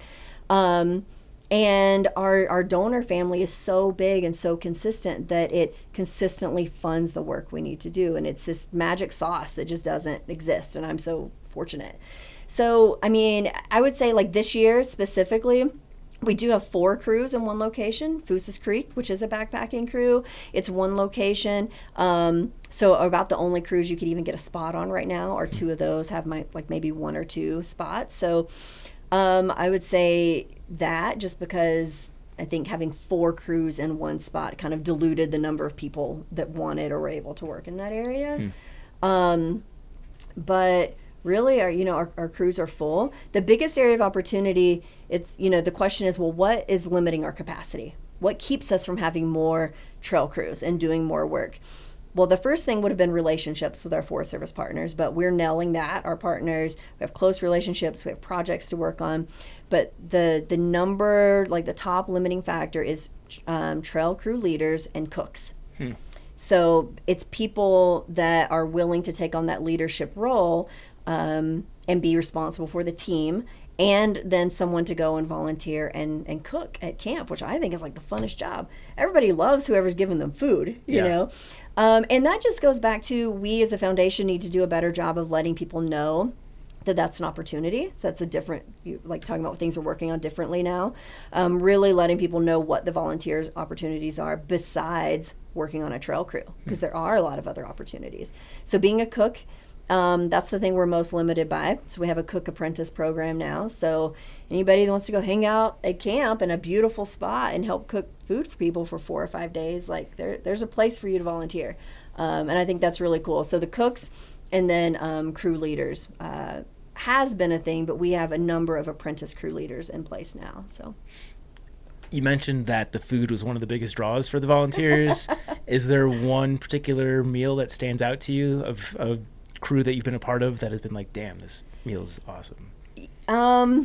No, so this is my first crew season, so I actually haven't eaten any meals myself with any of our at any of our trail crew camps. But what I can tell you is it's more the person. So Betsy Sylvester, long-time Colorado Trail Foundation volunteer, and she's really been holding down all of our crew cooks. So she'll go from crew to crew to crew to cook. And then, so after every crew is done, there's a participant feedback report that we get, and, or just tell us how it went or what you thought. I read every single one of those that comes in, and nearly every single one comments on the food without fail. Or people that have been on cruise, you ask, what was your favorite part? And that's just what they tell me over and over and over again. So that's how I know that the food is like a big part, and it's so important and impactful, because I've been told by so many volunteers about all of the food and the cruise, but Betsy is the one that will get called out repeatedly. If feasibility and practicality weren't concerns, what would you do 2/4/ any of the above for the CT? Like, you can do anything, you can change anything, you can add anything, you can make anything, you can have the CT, like, the organization do like anything your mind could come up with. If it doesn't have to be feasible or practical, what kind of things would you do? I mean, the first thing that came to mind is there are several stretches of the CT where you're on road. I get rid of all the road, and turn it all to single track. But that is a very, very, very big, complicated, expensive, time-consuming, if it could ever happen thing. So, yeah, like if I had a CTF genie right now and I got 3 wishes, that would be one of them. Okay. Definitely. What are your other 2 Do you wishes? agree with that? Yeah, I'm having trouble even remembering the road stretches. I remember the Coach Topa you're on 2-track, which wasn't my favorite, because that's very exposed as well. But I'm blanking on where there was other extended road walking. Well, that's the most extensive one. Okay. Yeah, there's short ones. Yeah, that's by far the most extensive one, and it's a project that comes up on CTF's project list of kind of like one day Coach Topa over and over and over, over and over and over. Is there a route out of that? Is there land nearby that's feasible for purchase or any? Well, it wouldn't need to be purchased. It would be rerouted onto Forest Service land. But there's a lot of complexities there, because that is where the trail is co-located with the Continental Divide Trail. The Continental Divide Trail specifically has a mission to build non-mechanized trails, a trail that's not open to mountain bikes or any motorized users. So that limits kind of what they're and so I do want to preface this by saying this is a long-standing complex issue, and some of my understanding comes from what I've been told by people at CTF. So I've not had this specific conversation with our CDTC partners, but that's my understanding. That's a big limitation, which can be understandable. Their mission is a little bit different than ours, but it is a co-located trail. They're a national scenic trail. It kind of borders and goes between 2 different National Forest Ranger districts, which can create competing priorities. So it's just really complex for that reason, not to mention extraordinarily expensive. You get 2 more wishes from your CT genie. So you're good. I'm good at tracking questions, but so are you. So I'm not going to get away with doing this for 5 years. Yeah, let me think here. Sorry. It's okay. I don't know. See, I like to put thought into things. You're putting me on the spot. We can put a pin in it if you would like. No, I've got one. I would buy or somehow procure a reasonably sized piece of land near Waterton Canyon and give people a place to park their cars and to stay the night before they start the trail. There's no resources for people to park their car while they're on the trail, and there's no hostels or anything like where thru-hikers traditionally stay around Waterton Canyon and Littleton. So people are coming in from all over the world, and it would just be so cool if we had a place where they could park their car and go and get a good night's sleep before they start the trail, or come and talk to us at the foundation. That is something that will never ever ever happen. Why not? Because that does seem like a decent business opportunity. It's funny, the misnomer Denver to Durango, like, it doesn't start in Denver. It's if you're expecting to get from the Denver airport to the start of the Colorado Trail, that's a hefty Uber. Starts at the Denver REI. Yeah, right. You get on the Cherry Creek Trail from there. Yeah, it's a hefty Uber, or you can piece it together by taking the riding the train and taking this and that. So it's very complex and it's confusing, and people, as silly as it sounds, they drive here or they arrive here thinking that they're just going to be able to go to the trail. They don't even know until they're here Like, I got a call from this poor guy the other day. He had just done 600 miles on the AT, drove his car here, got to Waterton Canyon, and figured out he couldn't park there. Now, yes, there's research to be done beforehand. I get that. But the fact remained, he was here to start the CT and had no idea where to park his car. I mean, I wanted to let the poor guy park his car at my house. I didn't do that. I'm not crazy. But I thought about it. So, yes, I think it'd be a brilliant business idea. Anybody out there looking for a business idea? I have actually looked because I was curious of, like, what this could look like. Not that CTF is in any way considering this, but for the record, I was just personally curious. And when you look at property around that area, it all seems to either be publicly owned, so we have the state park, different things that's not ever going to be accessible, or it's a lot of built up subdivisions. Mm-hmm. So there's not a plot of land that you could buy to let a bunch of people park a car on, or to create commercial property. So it seems to be, this is not a blanket statement, but from what I've seen, I've not seen any opportunities for anyone to be able to do that. So yeah, I think that would be like the coolest thing ever. And we can add on there a shuttle or a fun, streamlined way for people to get back from Durango. Is there a standard line that you offer people that are interested in hiking the CT in terms of how to get to the trailhead? Like, is there a list of shuttle services, or you mentioned that you could piece together public transit and make it happen that way? I imagine that would be most of your day from the Denver airport. Is there a standard line that you offer people? Yeah, so the question we get more isn't really how to get from Durango, or get from the airport to Waterton. Now, the Thru-Hiker Facebook group, which we don't manage but we contribute to and monitor, that is an extremely common question in there. But at the foundation, we get more of the where do I park my car? And we do have a list, so we use our blog to help solve a lot of problems and offer information about being on the trail. So there is a post on there that offers suggestions on basically paid long-term parking spots, which is mostly go back to the airport type thing. And then there's a couple other like RV type storage. Yeah, it sucks when you go get back here to the airport. Yeah. That's the easiest place for long-term storage. Yeah, what about the various like park and ride options? Yeah, you can't just park your car there for 5 weeks. I didn't know there were time constraints on that. I've never looked into it. Yeah, so our list consists of basically paid long-term parking, which is RV parking, our options, airport parking, and there's a few other things sprinkled in there. But then as far as getting back and forth, we do have the CTF shuttler list, which is a very, very highly used resource. So if you as a private individual want to offer to help people on any section of the trail, so you could live anywhere and you're offering to like help pick them up and run them into town for their resupply or whatever they're doing, you can get on our shuttler list. And then as a thru hiker or biker, you can request that list from our website, and it's just going to give you a long list of people, what area they're in, which segments they're willing to go to, and then you reach out and coordinate. So we offer the information. We take absolutely no role in actually coordinating or overseeing that. There are apps for Airbnb, rent someone's house. You can go on, I forgot the name of it, but if you have a dog, you can rent someone's backyard and let your dog run in their backyard. There are apps where you can rent out someone's pool and use it to swim for a couple of hours. Are there no apps where you can, not that you're the master of the apps, but where you can like rent out a garage space, or you can park your car at someone's house? Because I feel like that would be a cheap option.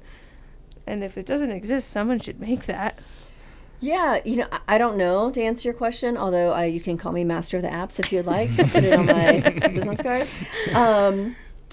So I don't know. And this is something that I, have to remind myself a lot. CTF's mission is building and maintaining the trail. Providing information that thru-hikers use to plan their trip is like an ancillary part of what we do. It's an important thing. It's something that we're happy to do, but we really try to like not go down all the rabbit holes of all the things that somebody could be doing to further assist thru-hikers and bikers, which what you're talking about could definitely be that. If you build it, they will come. Yeah. You're responsible for the first part of that. Yes, because I mean, if we, this is something that I take very seriously.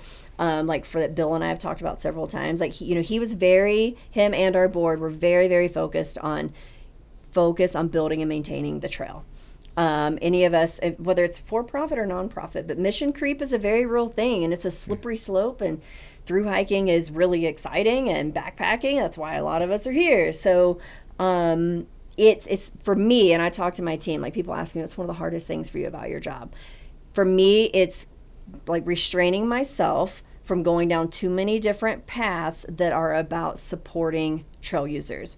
Because there are needs there. There's absolutely needs there. I could tell you 10 business ideas right now of like related to things you could do to support CT through hikers, but that's not CTF's mission. So we do a lot, and we try to focus it on data and information, and then we kind of have to leave the rest for somebody else to at some point start offering or figure out. As someone who's in the trenches with all things CT, what's maybe one or two of your top business ideas for somebody who wants to come and earn a buck and offer some value to the trail? Well, I definitely think somebody should find a way to offer parking somewhere in a reasonable distance from Waterton Canyon. There has to be a way to solve that problem. Well, you're the master of the apps, so yeah, I'm a master of the apps. So let me get on it as soon as I'm done here. I think that is great. I will tell you, I've done the math on what that could look like financially because I'm just a nerd like that. I think I would do that for sure. I would absolutely find a way to offer some sort of hostel accommodations close to the trailhead. There's no options. People are just staying in random hotels all over the city, all over the greater Denver area, and then still trying to figure out how to get there, how to get to the trailhead. Yeah, the AT has a very prominent, or at least been a minute since I've hiked, option to get from the Atlanta airport to the start of the trail. That's a hostel, like for-profit thing. And then Scout and Frodo, I think past tense, existed for the PCT. They were trail angels that would come pick you up from the airport and then drive you out to Campo and do that all for free. It'd be cool if the CT had something like that. Yeah. CDTC started offering a shuttle. So when you finish the CDT, if you're going southbound, I don't know what happens northbound, and they offer a shuttle that's ran by the organization to bring you back to, I forgot the name of the town, but basically the closest like actual town where you can get resources and get on I think it's a bus from there. Somebody I think figure out a way to offer paid parking, figure out a way to offer, very simple hostel type accommodations. I say hostel because from business sense, it makes more sense.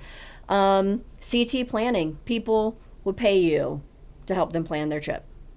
I know because people ask me all the time. So learn the CT, learn the resupply towns, learn the logistics, and help people plan because the plan makes them feel way more comfortable. And the CT is really popular for a lot of reasons, but one reason is because it's accessible to those that would never dream of doing the AT because of the length and complexity and time. But the CT is something that somebody that really doesn't have any sort of necessary backpacking skills or experience or we have people with very little outdoor knowledge at all, but it's still safe because there's so many people, there's so many resupply towns, there's a lot of phone service. So we get a lot of people that don't really yet know what they're doing and they are looking for help. If I wasn't the director of the foundation, I'd probably offer that service. So somebody should do it, but only do it if you really know what you're doing. Yeah. And I guess a quick tangent off of that, because I got a question from a friend, actually former guest on the show, Melissa. Click. Hi. She asked me, so I did from Littleton to Leadville in section hikes, which is very stupid. That's how Chons also hike the trail. Very stupid. Don't do it in section hikes. Yeah. The one section I didn't do in a section hike, talk about parking, someone banged into my car and left it. Yeah. So I got a nice dent to remind me of the one time I didn't do a section. And then Leadville to Durango in one go with a pal Jabba.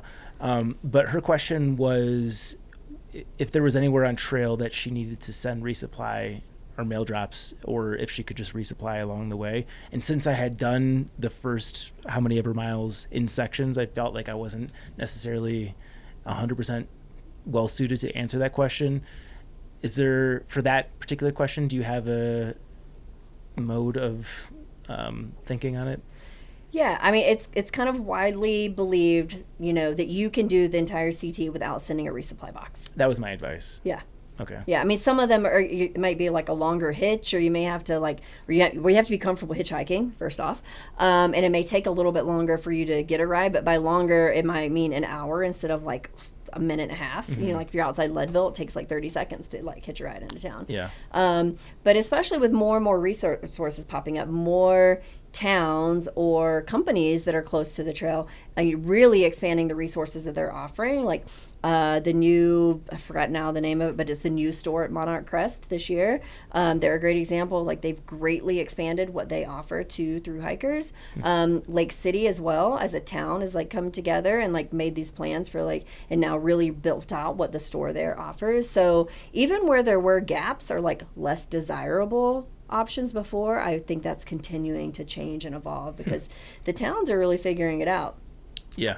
That's good to know, because I remember Lake City being a little bit tricky. Even that being the case, I still wouldn't have sent a mail drop back in my day. That was 2015 when I hiked it. But good to know that it's evolved even since then. Yeah. I mean, and Lake City has a shuttle.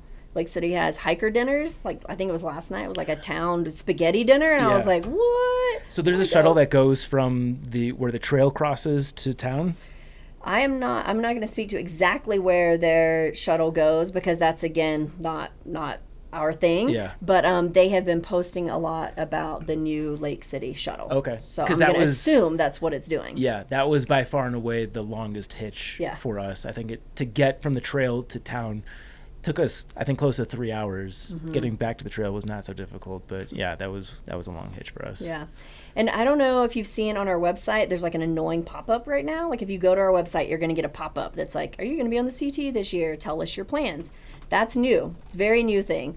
And there's a lot of reasons for that. But the fun thing about it is if you click on it, it'll give you the option to go and look at a list of everyone that has filled that out, which is really cool. So we're at about 700 people so far. That's been active for about maybe a month, a little less than a month. Last I looked, around 100 of those were segment hikers. The rest were all thru-hikers. But when you fill it out, you tell us which trail towns you plan to go into for resources. And then as a completer, when you fill that out, you tell us which towns you did go into. So neither of those things existed before. Like I've added them since I came on board. And the point is so that these towns who kind of anecdotally know some of the impact of trail users, or some of them maybe don't know in time, like after a full season, we as a foundation will be able to go and say, hey, Lake City or whoever we want to talk about, this is, the direct impact that the Colorado Trail going, through or near your town is having on local resources and retail. And so maybe these are some things you should consider adding, but also this is the value that the trail's bringing to your town. And then in time, we will turn that into asking those towns and those counties for support for the foundation. But we need the data first. Yeah. But it's been really fun watching it come in. I'm like a total data nerd. So I look at all of them and how many people are doing this and who's going where. And so it's a cool thing. You can go look at it and browse it and see everybody's plans. We're already well over what I promised you time-wise, but I did mention this in my initial outreach, and I do want to talk about it, is your side hustle is you're also a life coach. Tell us, how did you get into that, and what does that entail?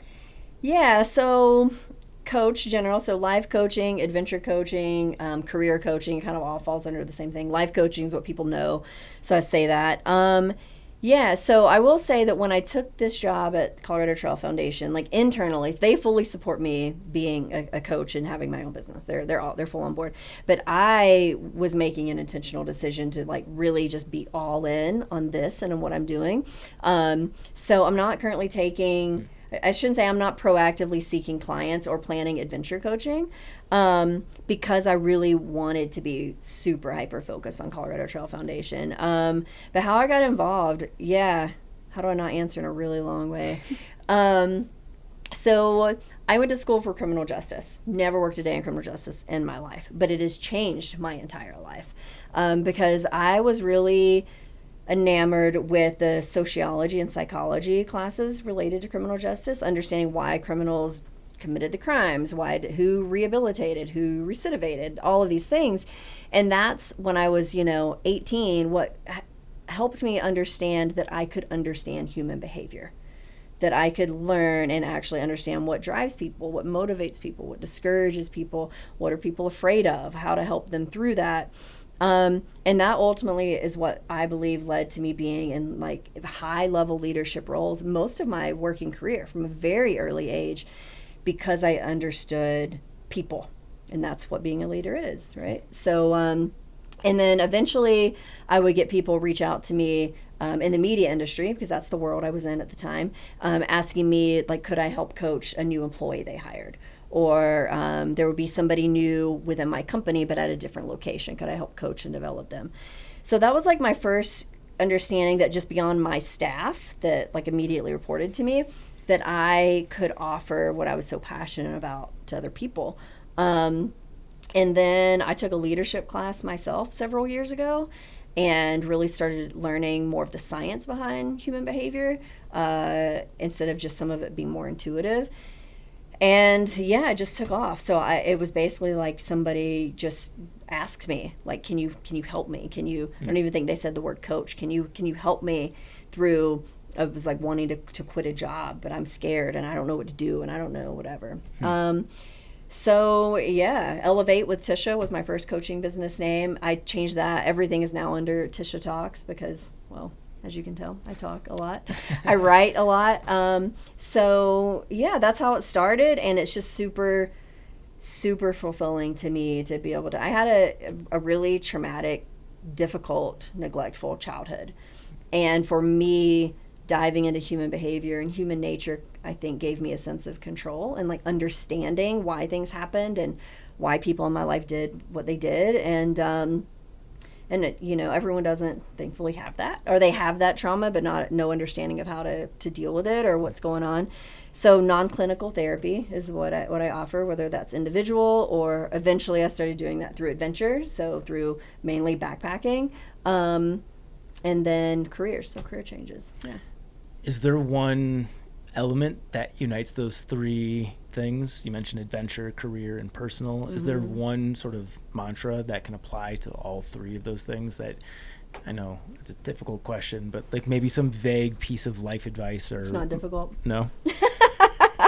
For me, it's just like be afraid, but do it anyway. Or I flip it around and say, what would you do if you weren't afraid? So I think that fear is the number one limiting factor in every situation, whether it's your career or your relationship or like a romantic relationship or family or adventure. It's fear on some level. And I don't necessarily mean like you're scared of heights fear, you know, but you're scared of all sorts of things. And I think that's the number one thing that limits us all in pretty much every area. So, and I don't coach people or try to work towards not being afraid. Like, we're going to be afraid. I think it's healthy to be afraid, but to not let that fear stop you. So let's figure out what fear it is. What's the barrier? What's keeping you? Like, are you scared of judgment, of failing, of not having money, of, you know, losing a relationship, of not having friends? You know, what is it? So let's figure out what that fear is, and then how can you like put some safety net in place that makes you, you know, brave enough that you can be afraid, but know that the worst case scenario you can still live with and just do it anyway. Yeah, my van that I lived in for a few years, on the back of it, really big, what would you do if you weren't afraid? And so I can't even tell you how many times I'm pumping gas at the gas station. Well, it was like a big, gnarly, super cool van. So somebody's walking up and I'm like, do they want to talk about the van? Do they want to talk about Chewy, my St. Bernard, who everybody's obsessed with? Or do they want to talk about what they do if they weren't afraid? And it was the coolest thing, the things people would share with me, literally at a gas station or in a parking lot. Or the best ones would be when I was in the van parked somewhere and I could hear people go by and they'd say to each other, what would you do if you weren't afraid? And then they'd start having a conversation about it. And my website was on there. And when you go to my website, it asks you and you can tell me. And people will tell me. They'll fill it out and they'll just say it. And I think and those don't go anywhere. None of those random people ever turned into coaching clients or anything. And that wasn't my point. They would just tell me. And I think just taking that step to tell somebody what they were afraid of was the first step towards doing it. And it's just a really cool thing to be part of. Yeah, I think that's great. I think fear oftentimes is a good compass for where you should head. I think a lot of times you have to lean into the fear. I actually do have one last question if you have any more. No, I'm satisfied. I did a lot of my tangents during the meet. Good. But my last question, and kind of out of nowhere, is I know that you're an avid fly fisher woman. Are there go-to spots along the CT for others who want to fly fish during their thru hikes? Yeah, it's a great question. Actually, I love when I get this. I don't get it often, so I love when I do. So I've only done the first 8 segments continuously, and then I've day hiked the others just from living in Colorado so long. So I'm not yet an expert, but I did carry my fly rod on this first 8 segments, which is 143 miles, Waterton Canyon to Leadville, basically. And I can tell you, I was absolutely glad I did. I fish nearly every day. There's so many streams and creeks and even a couple rivers. And then when you get higher up, there's the lakes. So I can't yet tell you specifically, and it's not because I'm trying to hide my favorite spots. But what I would say is if you enjoy fly fishing, I carried a Tenkara, just way more reasonable to carry for that long. Just take it. Like, people will reach out and ask about fly fishing and should they take their fly rod or is it worth it? And I'm going to always say it's worth it. So yeah, lots of fishing, and the fish are definitely not accustomed to seeing anyone fishing, and they bite, they're fun, they fight. Yeah. Do you know what percentage of the fly fishing opportunities, you don't have to give me an exact number, but maybe just vaguely, is everything catch and release, or can you eat dinner along the trail? Yeah, most of it is not catch and release. Okay. Yeah, so, really, unless you're in restricted waters, then there's no regulations regarding catch and release. So, yeah, you can, in general, for the most part, you can keep whatever you catch. Yeah. Cool. I thought of one more. Go. Because I had time. This is a fun game we like to play on the Uh-oh. podcast, Oh, and it is gosh. called Fuck, Marry, Kill. So you pick one that you would fuck, one that you would marry, and one that you would kill.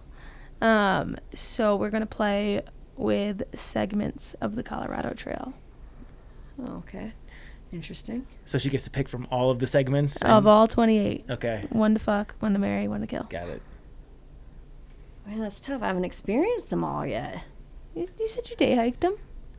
We can narrow it to the first 8 if that's easier. Okay. Okay. All right. That First 8. reasonable? I Reasonable? accept. Okay. Well, okay, so fun fact about me is I don't cuss. I stopped cussing a couple years ago. Yeah. So I would screw. Me neither. Yeah, right. And that's a whole nother fun. Nothing against it. I'm all about it. But it was just a thing, and now it's stuck, and I kind of like it. So anyway, segment 7. You could say bang. I would bang segment Why 7. can't I say screw? You could say screw. Okay. And remind me, what is segment 7? So that is from Gold Hill outside Breck to Copper. Got it. So that's the once 10-mile range. Once you get up there, like past those first several miles, I mean, you're just going over the passes, Yeah. and it's just to me. So, and I get like that there are other sections of the trail that are more breathtakingly beautiful. But I think, especially when you're starting out, if you're starting at Waterton Canyon and you get there, it was just mind-blowingly beautiful. And the whole time I was there, so I don't know, a couple hours, above tree line, not another soul, just a bunch of fat marmots. So it was pretty awesome. And I was like, I yearn for it. So we're going to go with bang. Cool. Bang. Mary. I'm using the process of elimination here. Kill. I'll go with a common answer on that one. Segment 2. Everybody hates segment 2. It's the big burn section. There's no water. Yeah. I think it's it's pretty in its own right, but we'll knock that one out. So segment 2. Mary. I'm taking too long. I know. I don't know. Well, can't I bang and marry the same person? Well, the idea is that marrying, it's not just like a one-time thing. It's not like a hit it and quit it. I know, but It's for life. I think it's a good goal for me to want to marry and bang the same thing. For me to want the same you can thing. if you like it that much. I don't have a better answer right now. All right. I'm not trying to be marrying difficult. and banging. We're marrying and banging segment 7. 8, right? 7. 7 or 8? 7. Okay. Zach, you gotta listen to the Yeah, guests. I'll start to tune in here. Please do eventually. better. Yeah. Well, Tisha, this has been amazing. Thank you so much for coming on and going way over what we promised you for the time. I don't even know what time it is. You're freaking me out. It's 6:15. Oh, okay. Hopefully we're okay. You should have lied. Yeah, right. It's 10:30. Like, is it 7:30? Yeah, what is going right. on? The sun's down. Yeah, but clearly the CTF is in good hands, and Bill's shoes are big ones to fill, and I'm very confident that you'll do an awesome job. But thank you very much for joining us here on Backpacker Radio. Thank you. Actually, before we wrap, Oh boy. Come on. let's plug anything that you want to plug Good one. in terms of your personal website. Obviously, the Colorado Trail Foundation website. Where should people listening that are curious to get more from you or the CTF go? Yeah, so if you want to know all things Colorado Trail, all things Colorado Trail Foundation, what we're up to, it is coloradotrail.org. It's by far the best place to go, better than social media for us. And me, if you're curious more about me and what I do, my website is tishatalks.com. I periodically go through stages where I write a lot and post a lot on my blog. I make some fun stuff, and then I share adventure trips and invite other people to join me. So check it out. Sweet. Okay, now we're done. Thank you. Can't believe you almost forgot that. Yeah, plugs. Question of the day. Everyone feels a different age in their mind than they are in real life. How old are you in your mind? So this I'm completely ripping off from a different podcast. Mm-hmm. It's one of the Betches ones. I can't remember which, but I'll toss them that credit. And so what they were saying is that in your mind, you always view yourself kind of like mentally at a certain age. Yeah. Like old souls versus like people that always act super young. Right. Like everyone just like is stuck in a certain mind.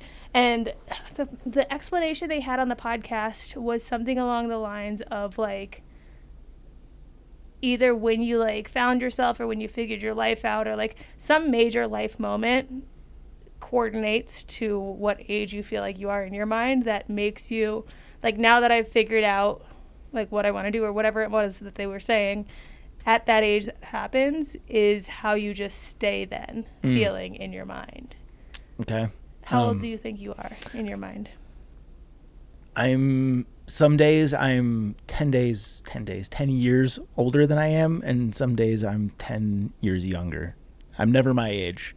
I'm always, and maybe even 20 years younger. I'm pretty immature, as we've established with my fascination with both farts and poop, because they are objectively hilarious. But also having 3 kids and just not sleeping has turned me into a curmudgeon, for sure. So I vacillate between those two ages, but I'm never where I'm supposed to be. Yeah, I see, like, if you had to pick one, you have to pick one age. You have to pick a number. I would say just based on my sense of humor and sensibilities in general, am probably like 22 years old. Okay. I originally thought I was going to put myself somewhere around there, but I think that after COVID, that might have changed because I've also become curmudgeon-y and homebody-esque. Yeah, but more hermit crabby than ever. But I wouldn't go so far as to putting myself like retirement age, collecting Social Security, because I don't think that I'm at the point where I'm like, I've done it all, I'm good. Not that they have at that age. But I feel like I'm in an age where I still feel like there's enough on the horizon, but also tired. Yeah. So maybe I'd be like, I'm going to offend someone with this answer. That's what the podcast is all about. Maybe like 48. Like, I'm tired. Oh, that's so old. Well, not that it's so old. Like, there's still a lot ahead of you. There's still a lot in front of you.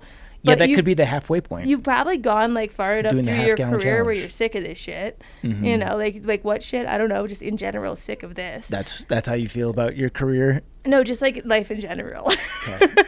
Okay. But not like fully checked out to the point where it's like I'm done here in a worrisome check on me way. Are you experiencing any sort of midlife crisis? Because that's about that age range. No, I hit quarter life pretty hard. At 30? Really hard. No, that would mean I was living to 120. Well, yeah, that's why aspirations. No, I think I hit quarter life probably around 25, which seems a bit late now that I'm doing math. But in hindsight, what a hilariously stupid thing to be like, oh, I'm so old at 25. No, if you're listening to this and you're 25 years old, you are a baby. 31 is the only birthday I haven't cried at since 18. And it's because 31 just is such a shit number. Like, that number is just not fun. Yeah. After your 30th birthday, the next birthday that matters is 40. But 30? Oh my God, did I have a downward spiral, a tizzy. Was that your third life crisis? That was, well, I guess I said I didn't have a crisis. It's, replaying it back seems like a crisis. Yeah, okay. I guess I would have had a crisis then, too. If you cried, I've had a lot of crisis. Can't spell crisis without cry. Okay, well then in that case, I'm in a perpetual state of crisis. But I like when I think of myself at the ripe age of 48 in my mind, I've kind of got like a little better of a grip on things in terms of I'm not floundering trying to figure out what to do in general to exist in general. But I'm also not, like, packing up the bags, closing the open sign to closed, and, you know, really going to sit in the rocking chair. I'm somewhere in between the two. And sometimes I get very, like, motivated and energetic in terms of, like, doing things. So I would put myself probably at the ripe age of 48. Okay. I wonder what it feels like to actually be 48. I wonder if I'm portraying it well in my vision. Yeah. Well, I mean, I know the difference between 27 and 37, and Yeah. it's not a pleasant trajectory from a physical standpoint. I feel like I'd be just tired enough. Yeah. It's tough. It's honestly tough to separate the age from the circumstances because, yeah, I'm not sleeping. So I generally feel shitty, but I don't know how much of that is 37 years old versus just not sleeping. Yeah. Huh. Yeah. Okay. Good. Fun. Cool. Trek propaganda. I want to go with, we don't do this too often. I want to go with a gear review. This is from former guest of the show, Professor, aka Carl Stanfield. And he did a review of the wildly popular Therm-a-Rest NeoAir Xlite, the updated edition, which is the NXT. And I pulled out a section of his review which kind of hits the nose on the head as to why they did the update, and this will make sense as I read along. Arguably, the biggest upgrade to this pad is that it is significantly quieter than its predecessors. For years, the NeoAir Xlite has been dinged for its noisiness, which some liken to sleeping on a crinkly bag of chips. I've encountered many hikers who've opted for other pads simply because they couldn't stand that noise, and this one issue has kept many hikers away from what is otherwise regarded as one of, if not the best pad on the market. No wonder Therm-a-Rest decided to address it. How did they do it? A lot of the NeoAir Xlite's R-value is derived from what the company calls thermocapture. This featherweight reflective film does a great job of preventing heat loss through radiation, but in the past has been the main source of unwanted crinkliness. A newer version is drastically quieter and combines with the triangular core matrix to keep this one of the warmest and lightest pads on the market. Therm-a-Rest has a great video explaining all this.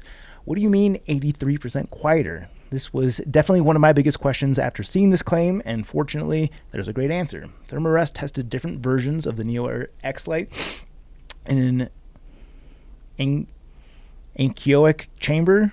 Is that what would you go with there? Yeah. Which is a noise reduction room that eliminates echoes. Using microphones, they measured pressure waves produced when dropping kettlebells on the pads. Therm-a-Rest then arrived at the 83% figure by comparing the wave peaks between pad models. In short, science. So you can get the full breakdown of Carl's take on this. Obviously, Carl's done, I think saying an ample amount of backpacking is a wild understatement, but he was our gear guru prior to even taking on his calendar year Triple Crown, and now even has more expertise for stuff like this. But if you're interested in how Therm-a-Rest updated this pad and or if the NXT is worth the purchase, highly encourage you to check out this review. Of course, the link will be in the show notes. It's anechoic. Anechoic. That makes more sense. And easy to remember like anchovies. Oh, anechoic. Do that again. Anechoic. Okay. You need to say it with a British accent. Anechoic. Well.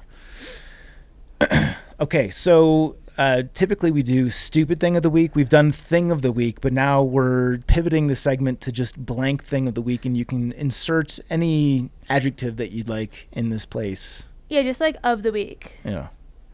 Thing of the week.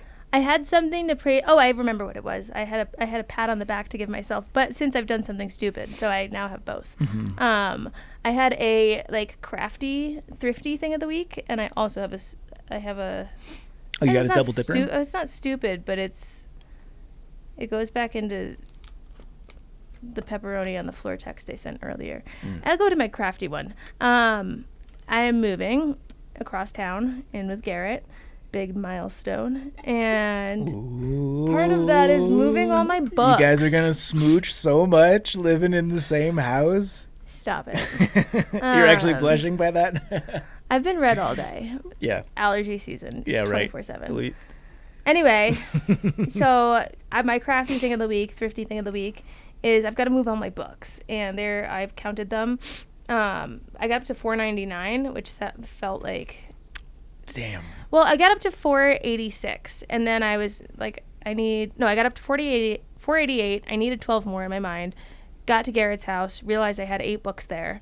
So then I got up to $4.96, and then I got home and I realized I had 2 like poetry table books on one of my things that I forgot about, along with a book called How to Keep House While Drowning, which is basically just telling you to clean up your kitchen in ways that make you want to do it.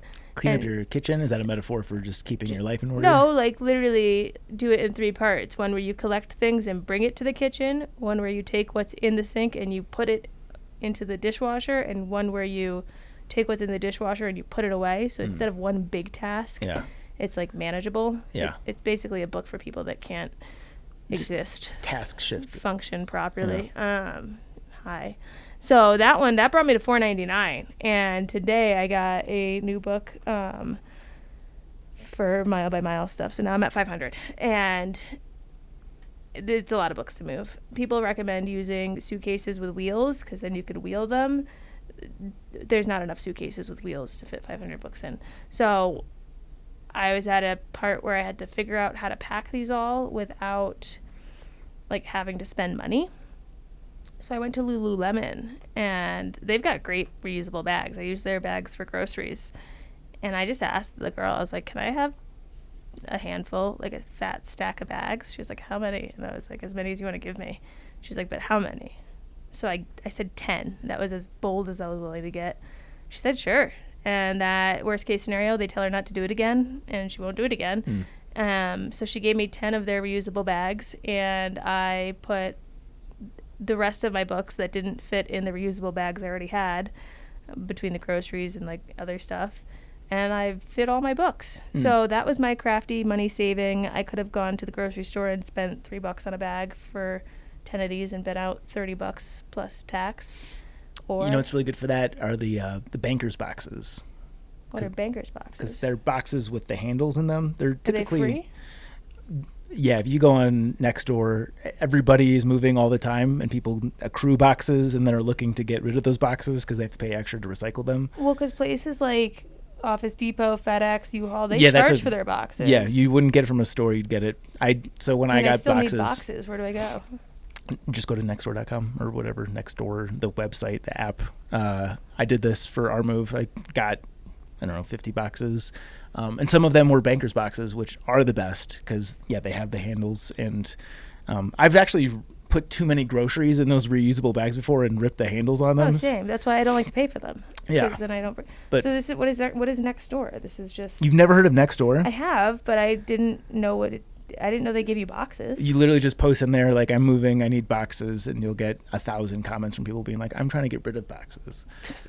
Signing up as we speak. Yeah. Okay, so I'm going to go on here to get boxes. When I mailed Fireballs boxes today, I had just gotten more of the boxes that we use for resupplies, and I was going to... Oh, you mean the USPS boxes? Yeah, those are free. So I took a stack of those today. Yeah. They're free under the premise that you pay them $14 later, but well, no one's guarding the door. Yeah, well... I've spent enough with them. Oh, that's foreshadowing for another Triple Crown that we were going to do, which I thought was pretty fun. Maybe this was a question of the day. What? I forgot how you phrased it, but essentially it was like, what's the most unethical thing you do to save money or something like that? Oh yeah, that was what prompted that one, was this bag situation where I did that. Yeah. Should we do that as a second edition question of the day? I mean, I just answered mine. You're stealing bags. I guess she was the employee was the one that was stealing. I put her in a precarious position. You did. You certainly did. Certain people are not good at saying no, and I think you found that person. I played into that weakness. Yeah. When you sent that question, I'm like, I legitimately, there's not a thing that I do, because I try to be moral when I can. I can give you another. I can give you the one I gave when I sent the question too. And then like literally within 10 minutes of you sending that, Jenna said to me something that she does that I also do. And when I go grocery shopping with Leo, 80% of the time he's pretty good, 20% of the time total meltdown. And the only thing to get him to calm down when we're in the grocery store is some sort of treat. So I'll give him a banana, and he eats the banana, and I throw away the peel so no one sees it. So I'm basically stealing one banana 20% of the time I go to the grocery store with Leo. I don't do this often either, because you've heard the segment about where I have a fear of being caught in the bakery section of the grocery store. Mm-hmm. But I also am a little like Leo, where I think if you finish a donut in the store, that's your donut. Can you even enjoy it though? Because I feel like I'd be looking over my shoulder the entire time. I haven't done this since I was more confident in myself. Yeah. I don't feel weird with my toddler eating a banana, because I'll be like, yeah, of course I'm going to pay for this. And then I just kick the peel somewhere.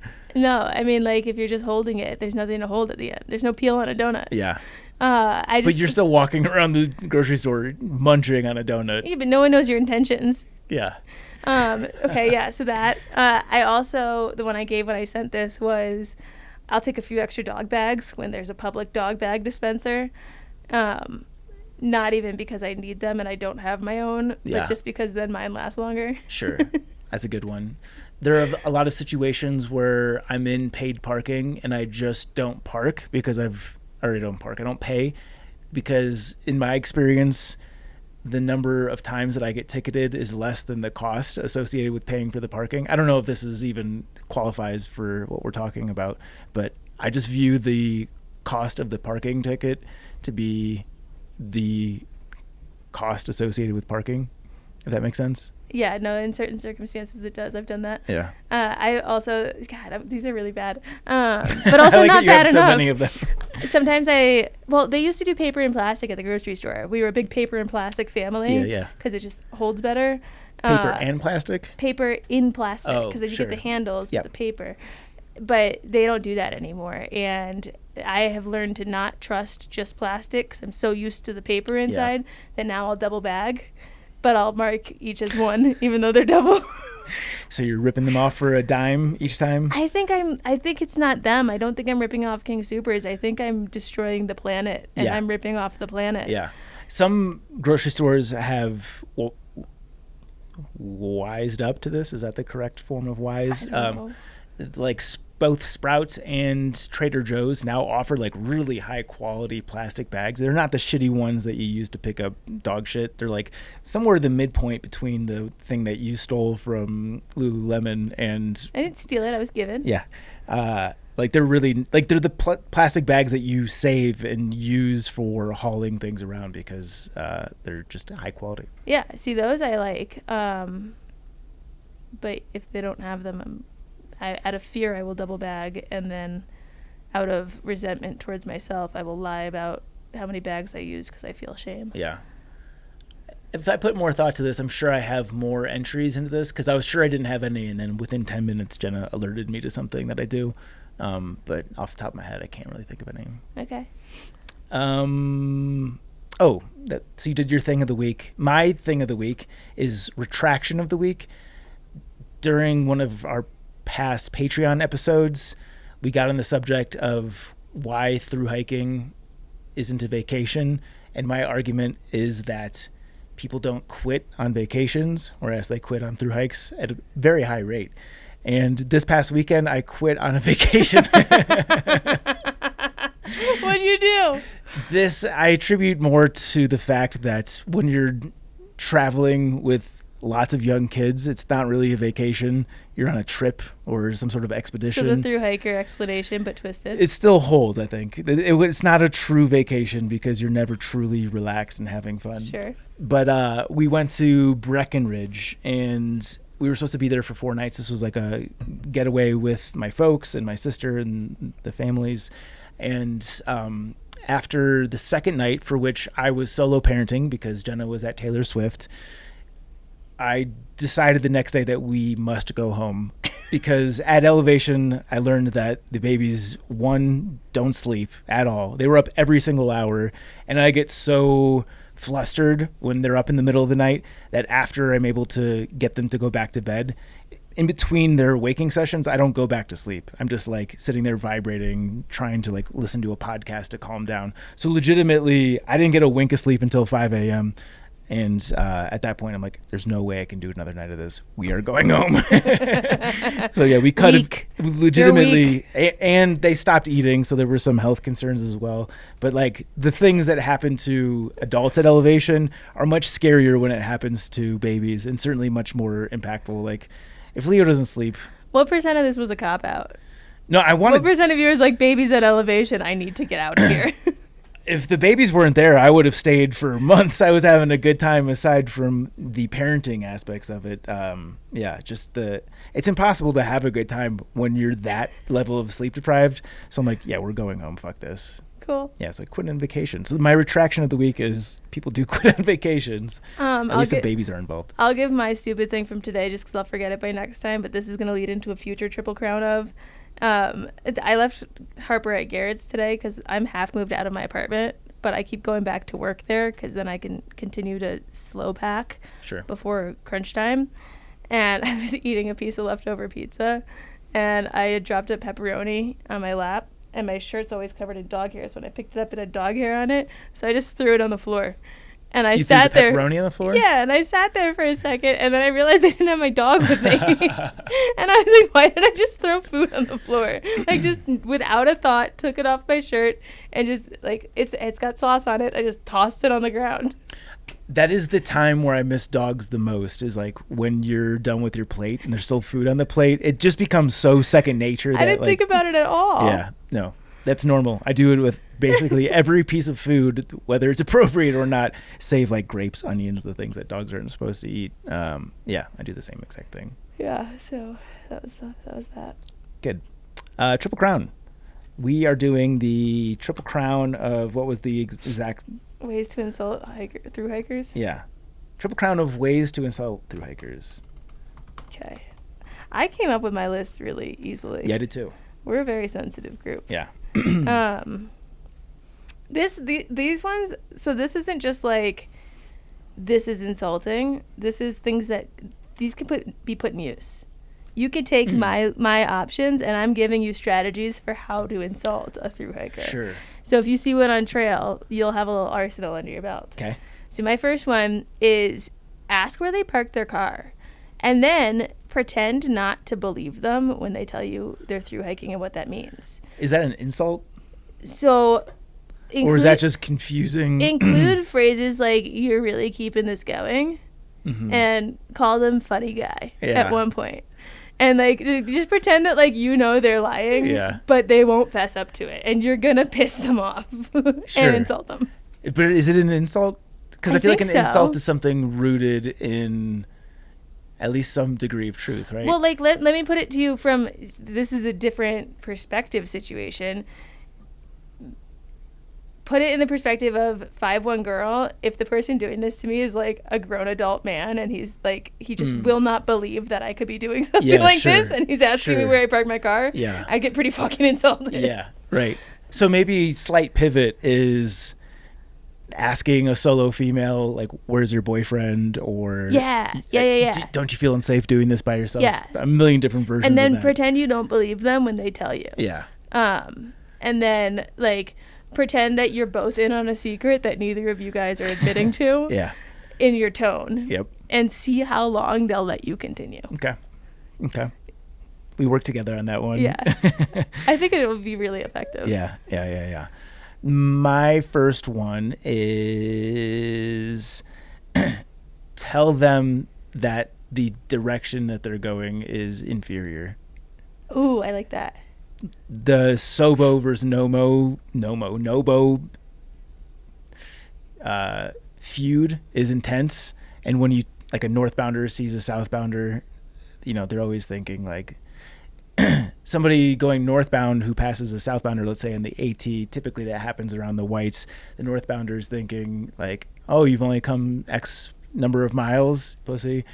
Meanwhile, the southbounder's thinking like, oh, you haven't done Maine and most of the whites, pussy. So yeah, there's definitely a grudge to be had between northbounders and southbounders, and I think telling somebody that they're doing it the wrong way is a good way to get under their skin. Yeah, when I hiked with a group of guys on the PCT, they would commonly say that they only wipe from back to front because they're Nobo for life. Girls can't do that. We would get UTIs. Yeah. Okay.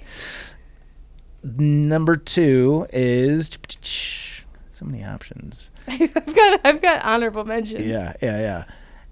This is too easy, but asking them why their pack is so heavy, basically insulting the size/weight of their pack. Oh, okay. Because I think a lot of hikers take pride in being light. Yeah. And I'm sure there are people out there that take pride in not being that way, but I would say the majority of people take pride in how light they're able to be. And I think just taking them out below the belt is a good way to get under their skin. No, I really like this because mine's going to complement that perfectly in that one of our 2 could be used on effectively anyone. This is coming into it from the assumption that you are probably not also a thru hiker. This would work best if you're seeing a thru hiker and you're someone who's not thru hiking. I think this would be most effective. Okay. Ask them if their pack is so small and thin because they couldn't afford better gear. And the more expensive the UL company of the pack they have, the better. Yes. And just like don't believe them. Sure. When they try to tell you all the specs, be like, yeah, but like you just couldn't afford something that was like thicker, had more like, you know, like just make it about money. Yeah. The irony is it costs so much money. Yeah, exactly. Most of that stuff is so fucking bougie. Yeah. They had to spend many paychecks to get there and be like, what are you, poor? And like they also take pride in getting it so small, and you're telling them, is it so small because you can't afford to carry more? I like that. I think that would work really well. Okay. Pack party size and family size portion snacks. And be really vocal about your excitement for the snack and also how much more you brought than you should have. And then say no whenever anyone asks for some. Is that an insult? I think I would be insulted if someone was open like, damn, I shouldn't have brought all of this stuff. And I was like, can I try one of those M&Ms? And you're just like, no. Yeah, sure. Insulting them with your selfishness. Well, I would be insulted by like, why the fuck are you talking about this then? Yeah. Like, shut up. Yeah. Yeah. Okay. I like that. My third one, I have a feeling you mentioned we both have honorable mentions. This is similar to attacking someone's pack size or even direction. I guess these are all kind of all in the same vein, but when you see a thru hiker, tell them how much better it used to be the year that you hiked. Basically, any way that you can belittle somebody's massive effort, whether that's the direction, the difficulty, the timeline, that'll get under their skin. I guarantee it. I like that. Yeah, I like seeing the hikers of today and being like, you guys are using far out. Back in my day. Yeah, basically all the things that were better about when you hiked. No, I like that. And also like, you could bring this back into the UL gear. Back in my day, we didn't need to take off our frames from our packs just to be able to do it. Yep, for sure. You could do a lot with that. Honorable mentions. Ask them where specifically they think they'll quit. So like, it's not a question of will you quit. It's just like, hey, we both know you're gonna quit. Like, how far do you think you can pull off this straight until you do? You think you'll make it to Pennsylvania? Like, probably not, right? Yeah. But like, where do you think you'll quit? Yeah. Definitely sowing the heavy seeds of doubt in their mind. This, from a fashion standpoint, I've noticed that the shorts get shorter and shorter every year, and more so even with the guys than the gals. Tell them that they have long, short inseams, or why their shorts are so baggy. Especially say it to somebody with very short shorts. Or you could say something like, don't you think you should have gone to the gym a couple times before trying to pull those off? Just completely insult their stems. Yeah. Make them entirely self-conscious about their legs. Start making chicken noises. Yeah. Pull out one of their tents. This is like more how to piss them off. pull out one of their tent stakes as they put the last one in. Once they get pissed off and go to fix it, get on the other side of the tent and pull out another stake.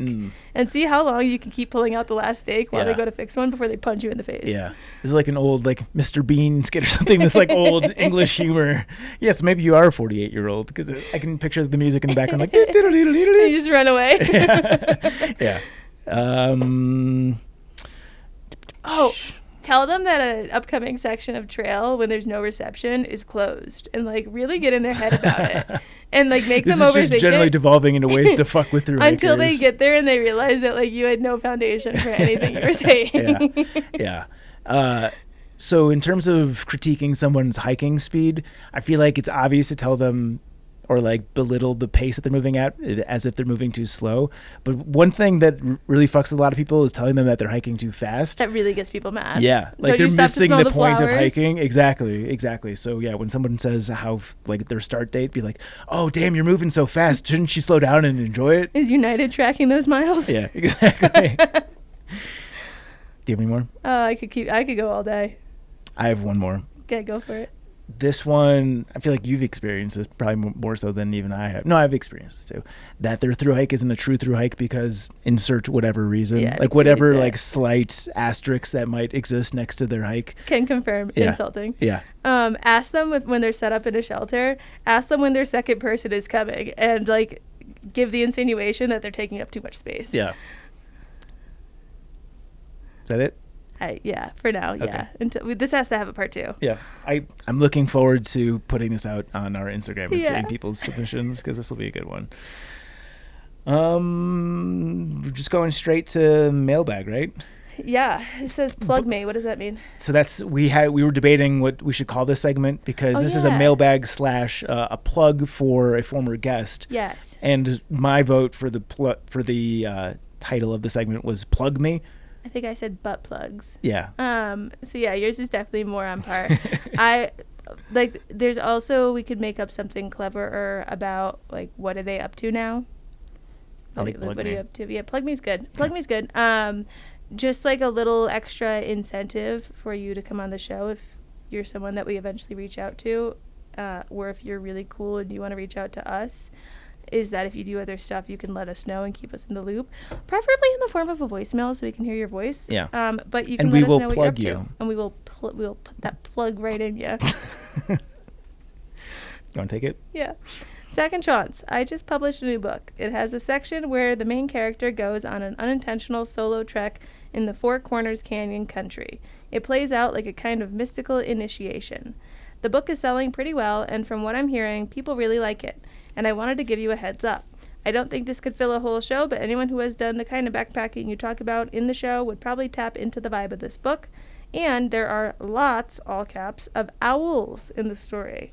Alas, no cartoons beyond the cover illustration, and that's more of a retro comic book. I've been listening to your show and really enjoy it. Best, Mike.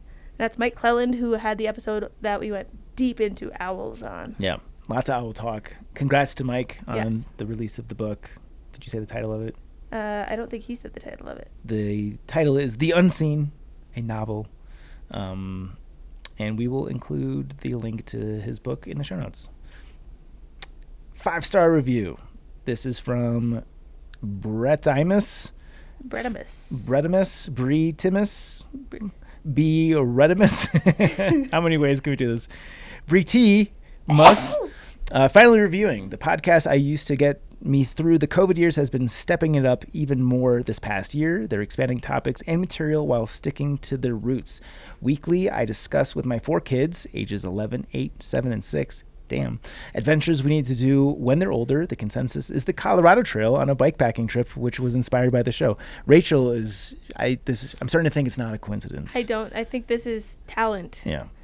The only thing I change about the show is the ridicule Zach gets for saying he hiked the Appalachian Trail. Thank you, Bretimus.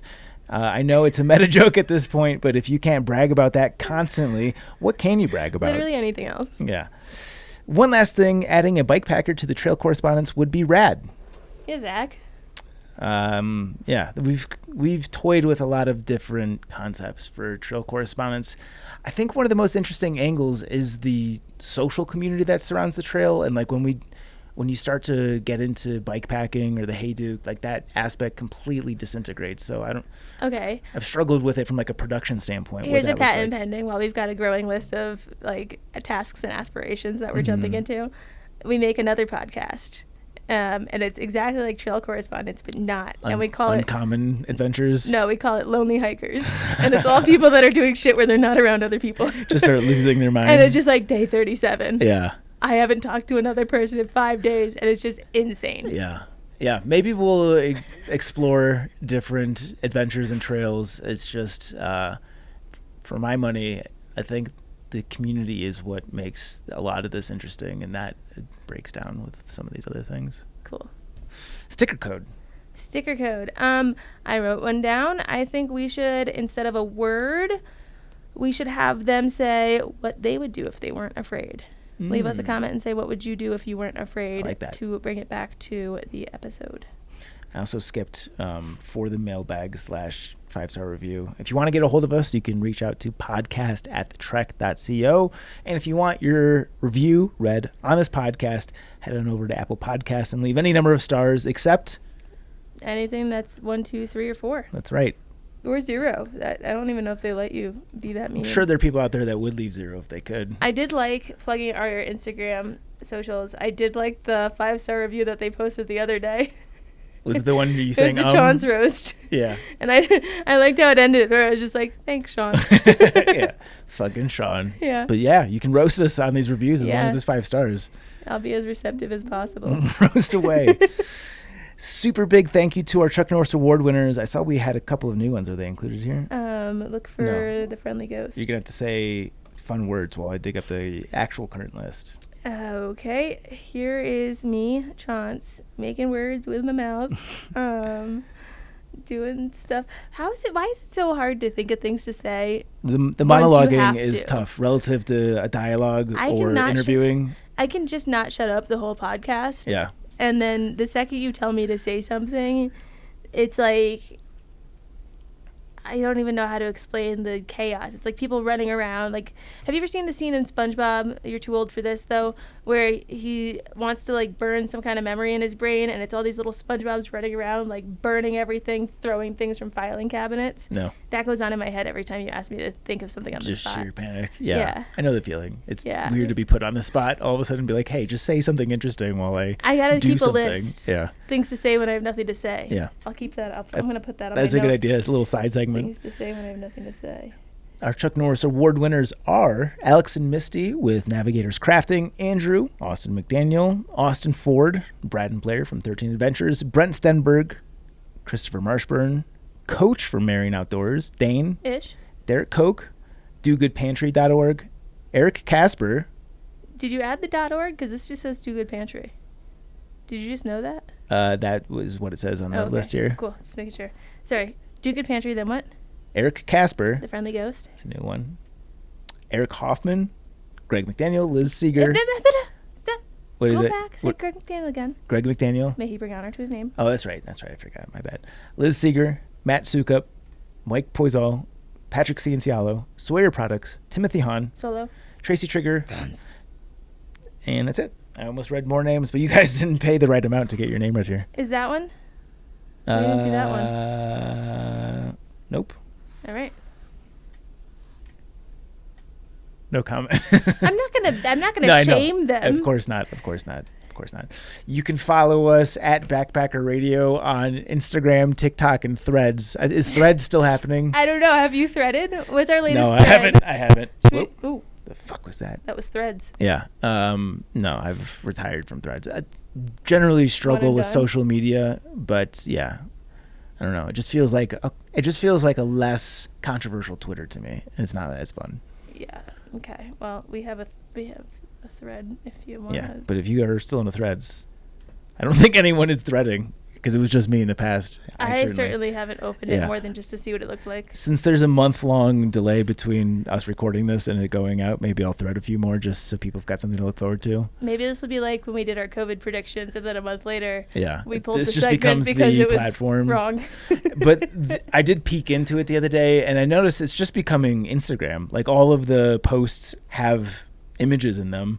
and instead of the caption being underneath, it's on top of the photo. Like, it just, I don't know. Well, did you see Elon Musk wants to add a tab to Twitter where you could share photos and videos? It is funny. These things are so copyable. I really want them to fight. Yeah. You can follow us at BackpackerPod on Twitter, Facebook.com/BackpackerRadio. You can follow Chance. You can find me on Instagram at Juliana. At Juliana_Chauncey. What is wrong with me? And you can get my book, Hiking from Home, a long distance hiking guide for family and friends, on Amazon. Appalachian Trails and Pacific Crest Trails. If you're interested in either of those trails, subscribe and follow us on Apple Podcasts, Spotify, or wherever you consume podcasts. Subscribing ensures that you don't miss future episodes, and it also automatically downloads the episodes. So like if you're in the midst of a thru hike and you just get a brief instance of service, your phone will automatically pick up the episode and you don't even have to be paying attention. So, cool stuff. Follow us on YouTube. We're YouTubing. Hello, Internet. What's up, YouTube? We've got lots of good video content coming out through the pipe. Shout out, Sarah. You're doing great. And that's it for today's episode. Thank you so much for listening, and happy hiking. Bye.